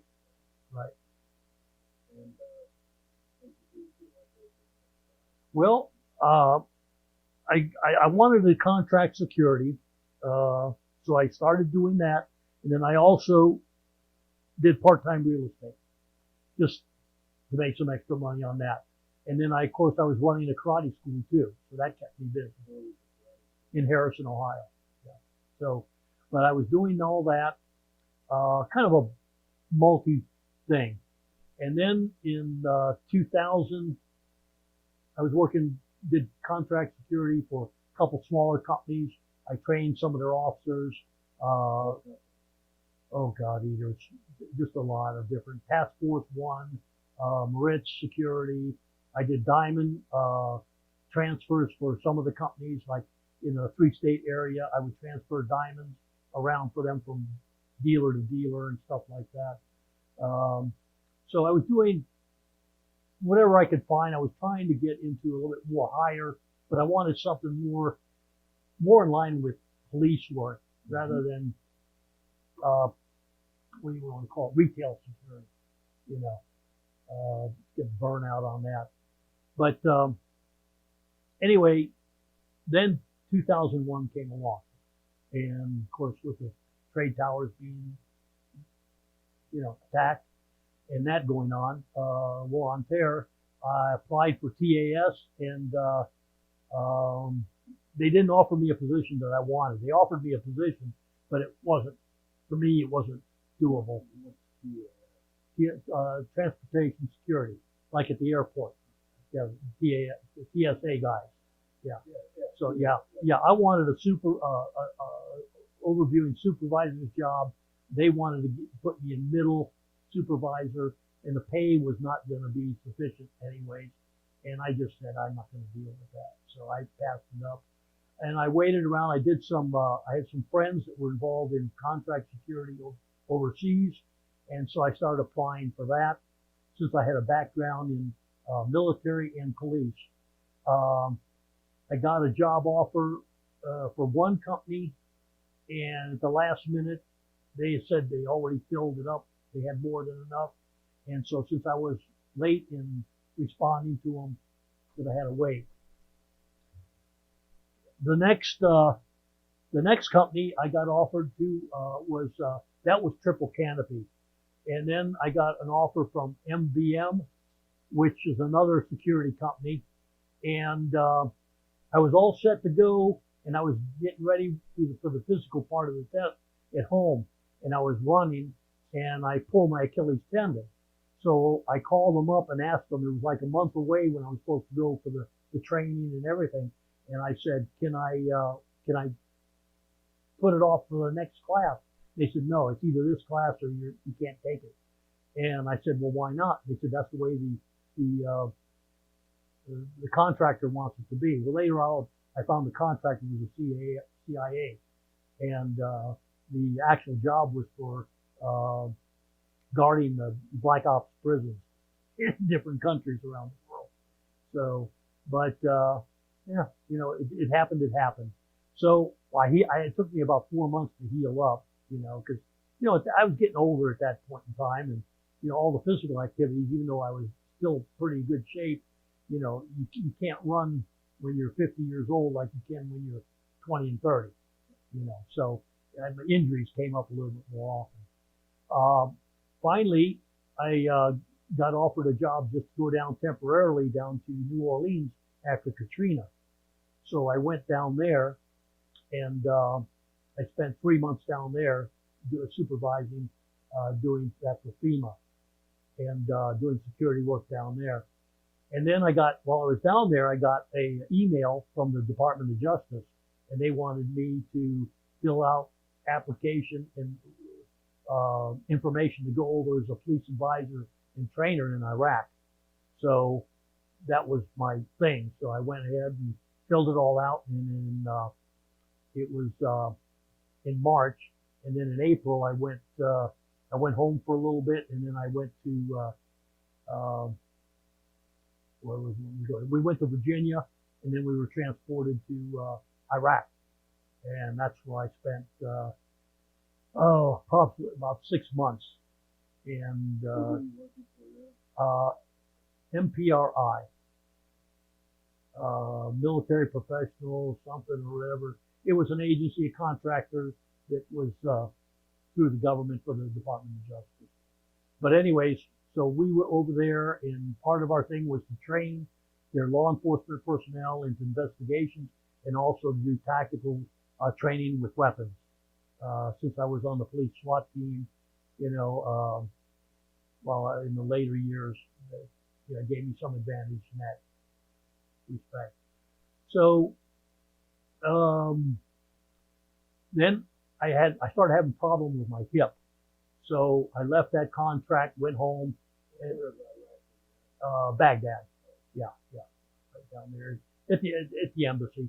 So we were in the green zone area. It wasn't too bad. Hot, but not bad. But anyway, so I got back home and went to the VA, found out that I needed a hip replacement. So I waited for that, and then went ahead and got that taken care of. And of course, I couldn't go back on the other job because I had went ahead and resigned my position to come home to get my hip taken care of. And so I did some more applications out there and finally got accepted by, well, I actually got accepted by a couple places, but because of my hip, Blackwater accepted me, but I didn't think I could get through the training course. Theirs was a lot more difficult than some of the other ones. And some of the activities, and I was nearing 60 years old at that time, and I just said, I don't want to go there and just flunk the test. Most of it, the shooting, all that I could do, but as far as the running and some of the things that were demanded for, on the physical part, maybe I just, I'm not to that point yet. And even the doctor said I needed a year to get back with my legs, before I should even start running. Well, I was doing running after 4 months just to go so I could get a job again.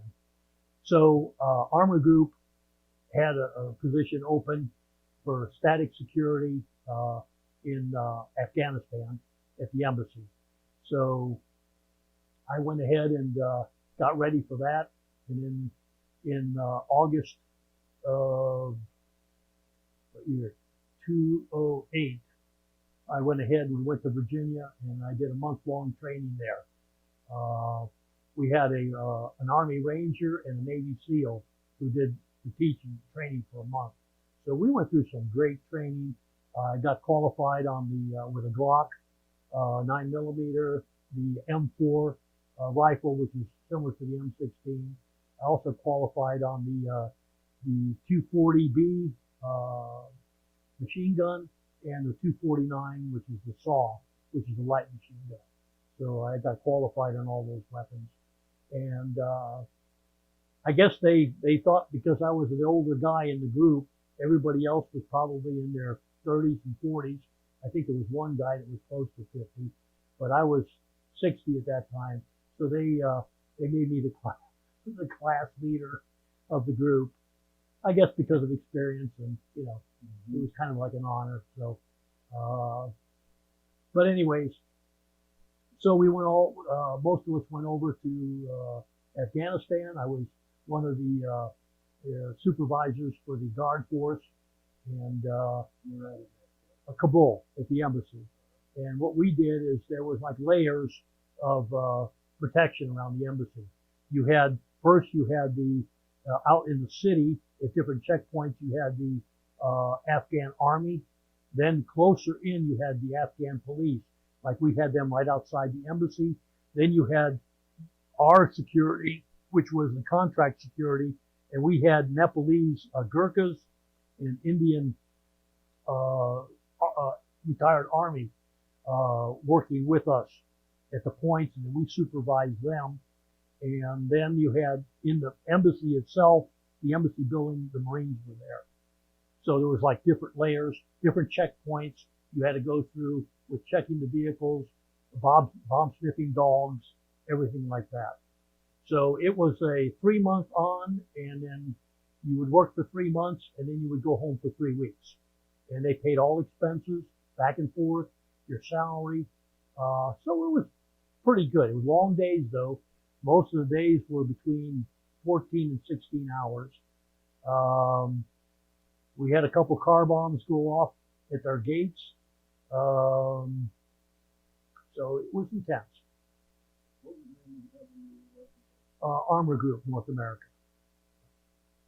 It was part of GS4 security. So I left there in the spring of 2010, and I came home and I was pushing 63 at that point, and it was just getting a little bit more than my body could handle anymore. At least for doing a job that was meant for a 30-year-old. Not right away. I tried to find a job in the security industry, and everything that they wanted to offer me paid $25,000, $30,000 a year. In order to get a job of my qualifications, I would have had to go to a major city or go back overseas, and I just didn't want to do that anymore. So I decided to open up. Something I've done all my life is when I had a home, and for my parents, I always did the landscaping around the house, cut the grass. And I did it for both my homes that I had before. So I said, hey, why not just open up my own business? And I hired veterans part-time and opened up a small landscaping company and ran that until about 2017, 2018. And that's when I retired. So now all I do is I do martial arts, teach some of the people that I've known before. I've been asked to do seminars throughout the United States, which I've done. Of course, with COVID now, I'm not doing much. But in 2019, I was invited to go to Ireland to teach there for 10 days with their big association there in Althon, Ireland. Althon, A-L-T-H-O-N-E. Yeah. It's in the middle of Ireland somewhere. So somewhere along the line, you had to get married. Yeah, I got married back in '73. And then I was on the police department right after that. And I think a lot of it with the schedule and, you know, police work and that, things got. Joanne. Yeah. A vetter. No, V-E-T-T-E-R. Yeah. And you and Joanne had children? 2 children. Yeah. Nicholas and Jennifer.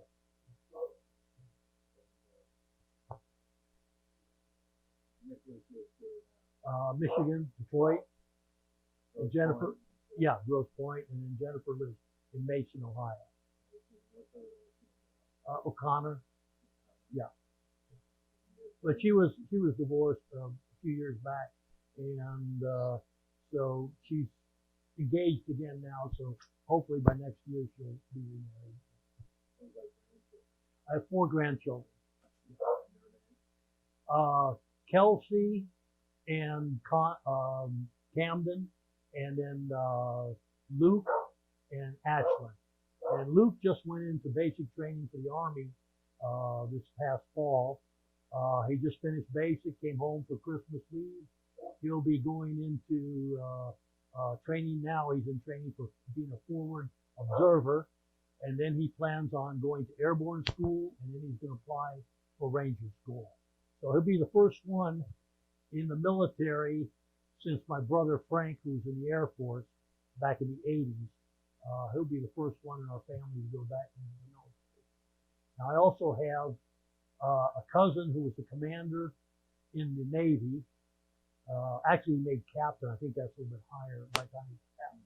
Right before admiral. In other words, if he would have stayed in, he would have eventually made admiral, but he decided to get out.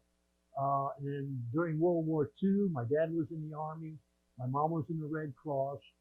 My 2 uncles were in the Coast Guard. Both of them were canine handlers along the coast, on the East Coast, and they did a lot of the security at the ports on the East Coast during the war. Yeah. Matter of fact, when I was a kid, I remember after, it was in the 50s when I used to go up and visit them in Michigan. They actually lived next door to each other.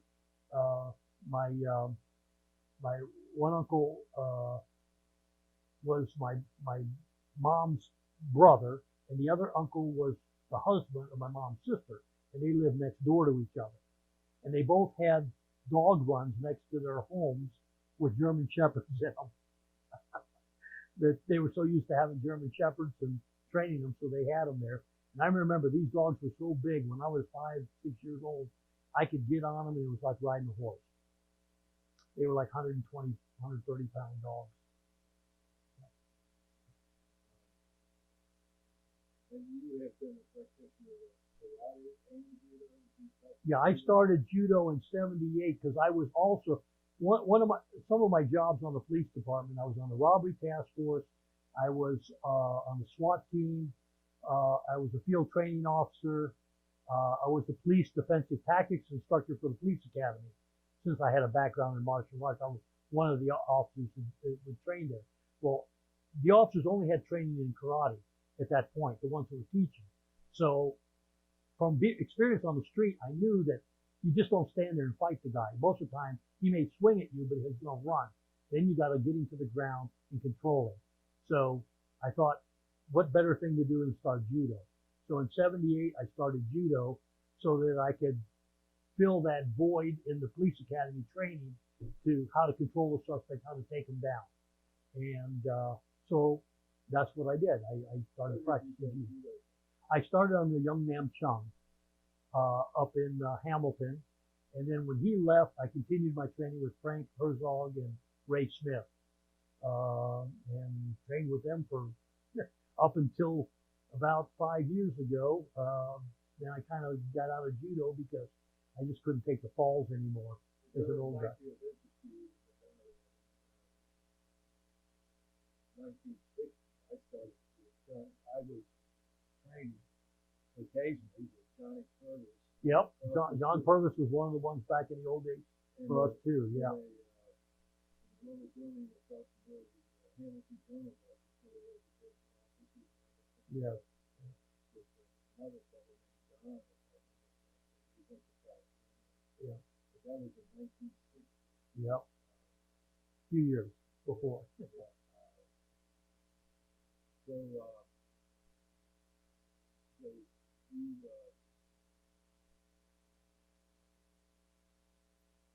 were training in both judo and karate and jiu-jitsu? Well, I started jiu-jitsu just 5 years ago because I couldn't take the judo falls anymore.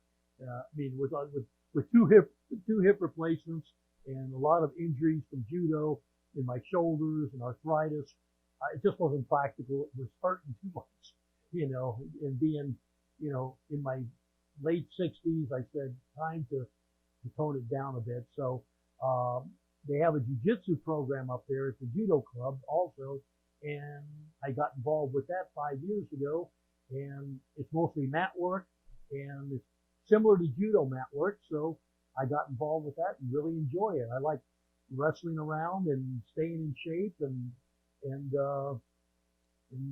showing the young kids that I can still do what they do. And you have a rank in judo and karate. What's your rank in judo? Judo rank, my rank was Sandan. I got promoted in '96 to Sandan. Then they gave me an honorary promotion in 2016 to Rokodan, which is 6th degree, for my contributions and my teaching over the years.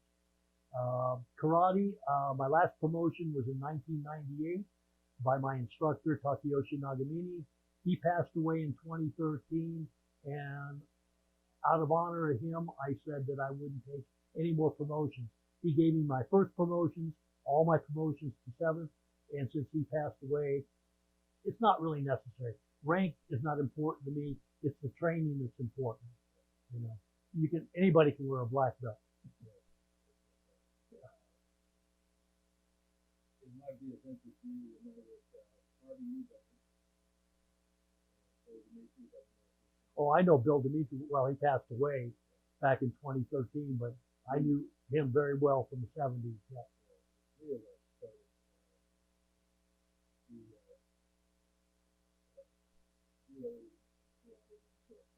Harvey Navy Dog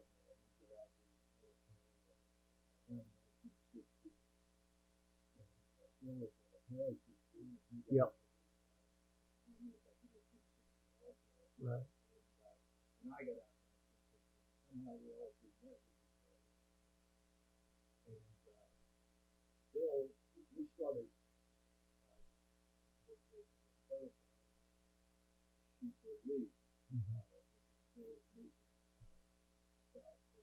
Right. It's still in business today. Oh yeah. And worldwide. Yeah. And you mentioned chokeholds before. You're familiar with the Supreme Court decision that you're not allowed to use chokeholds. Well, this is a matter of history.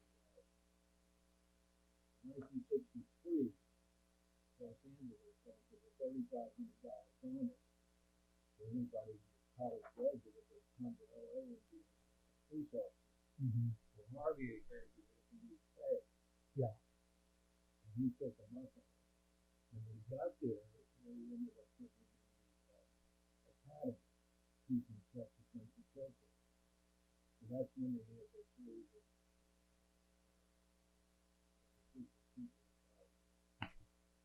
died. Right. He's partially responsible for that. Yeah. Bill continued on to his organization. Right. He was adopted Citation. Right. Yeah.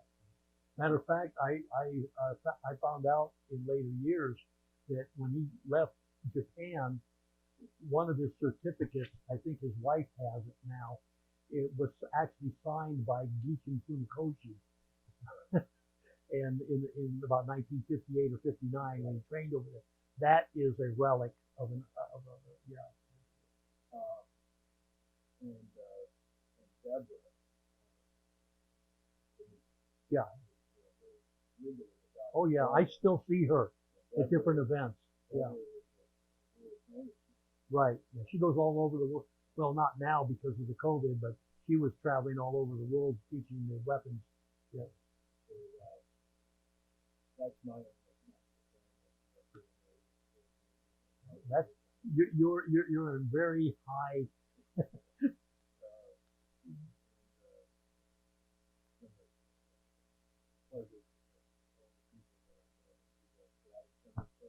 Yes. Yeah.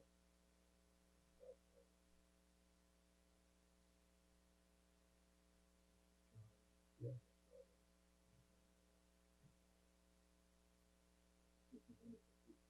Yeah.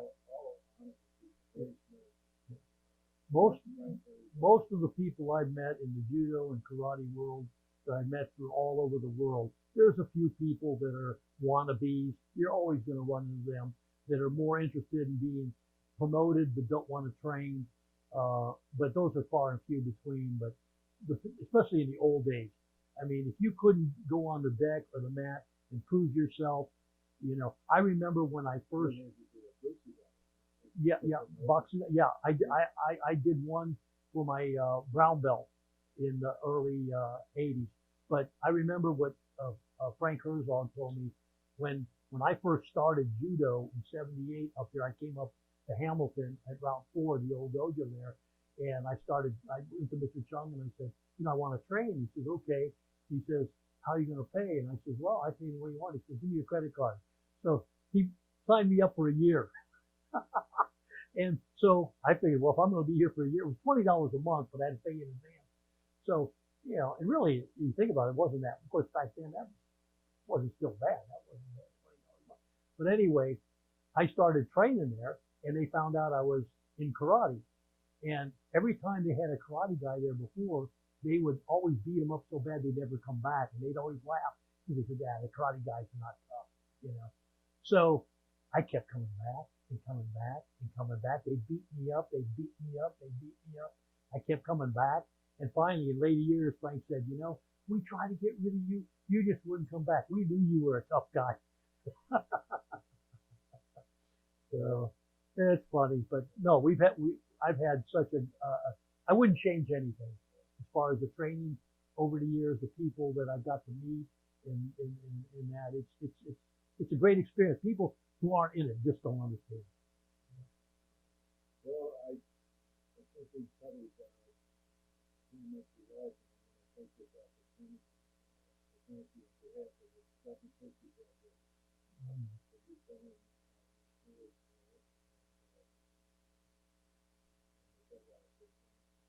Well, I'm just, like I said, I'd do it all over again. If I was able to serve the country now, go over, I'd still be doing it. But, you know, you gotta, what's that old saying? You say a man's got to know his limitations. Well, you get to that point, you finally do. Well, thank you, sir, too, for everything. Bye-bye.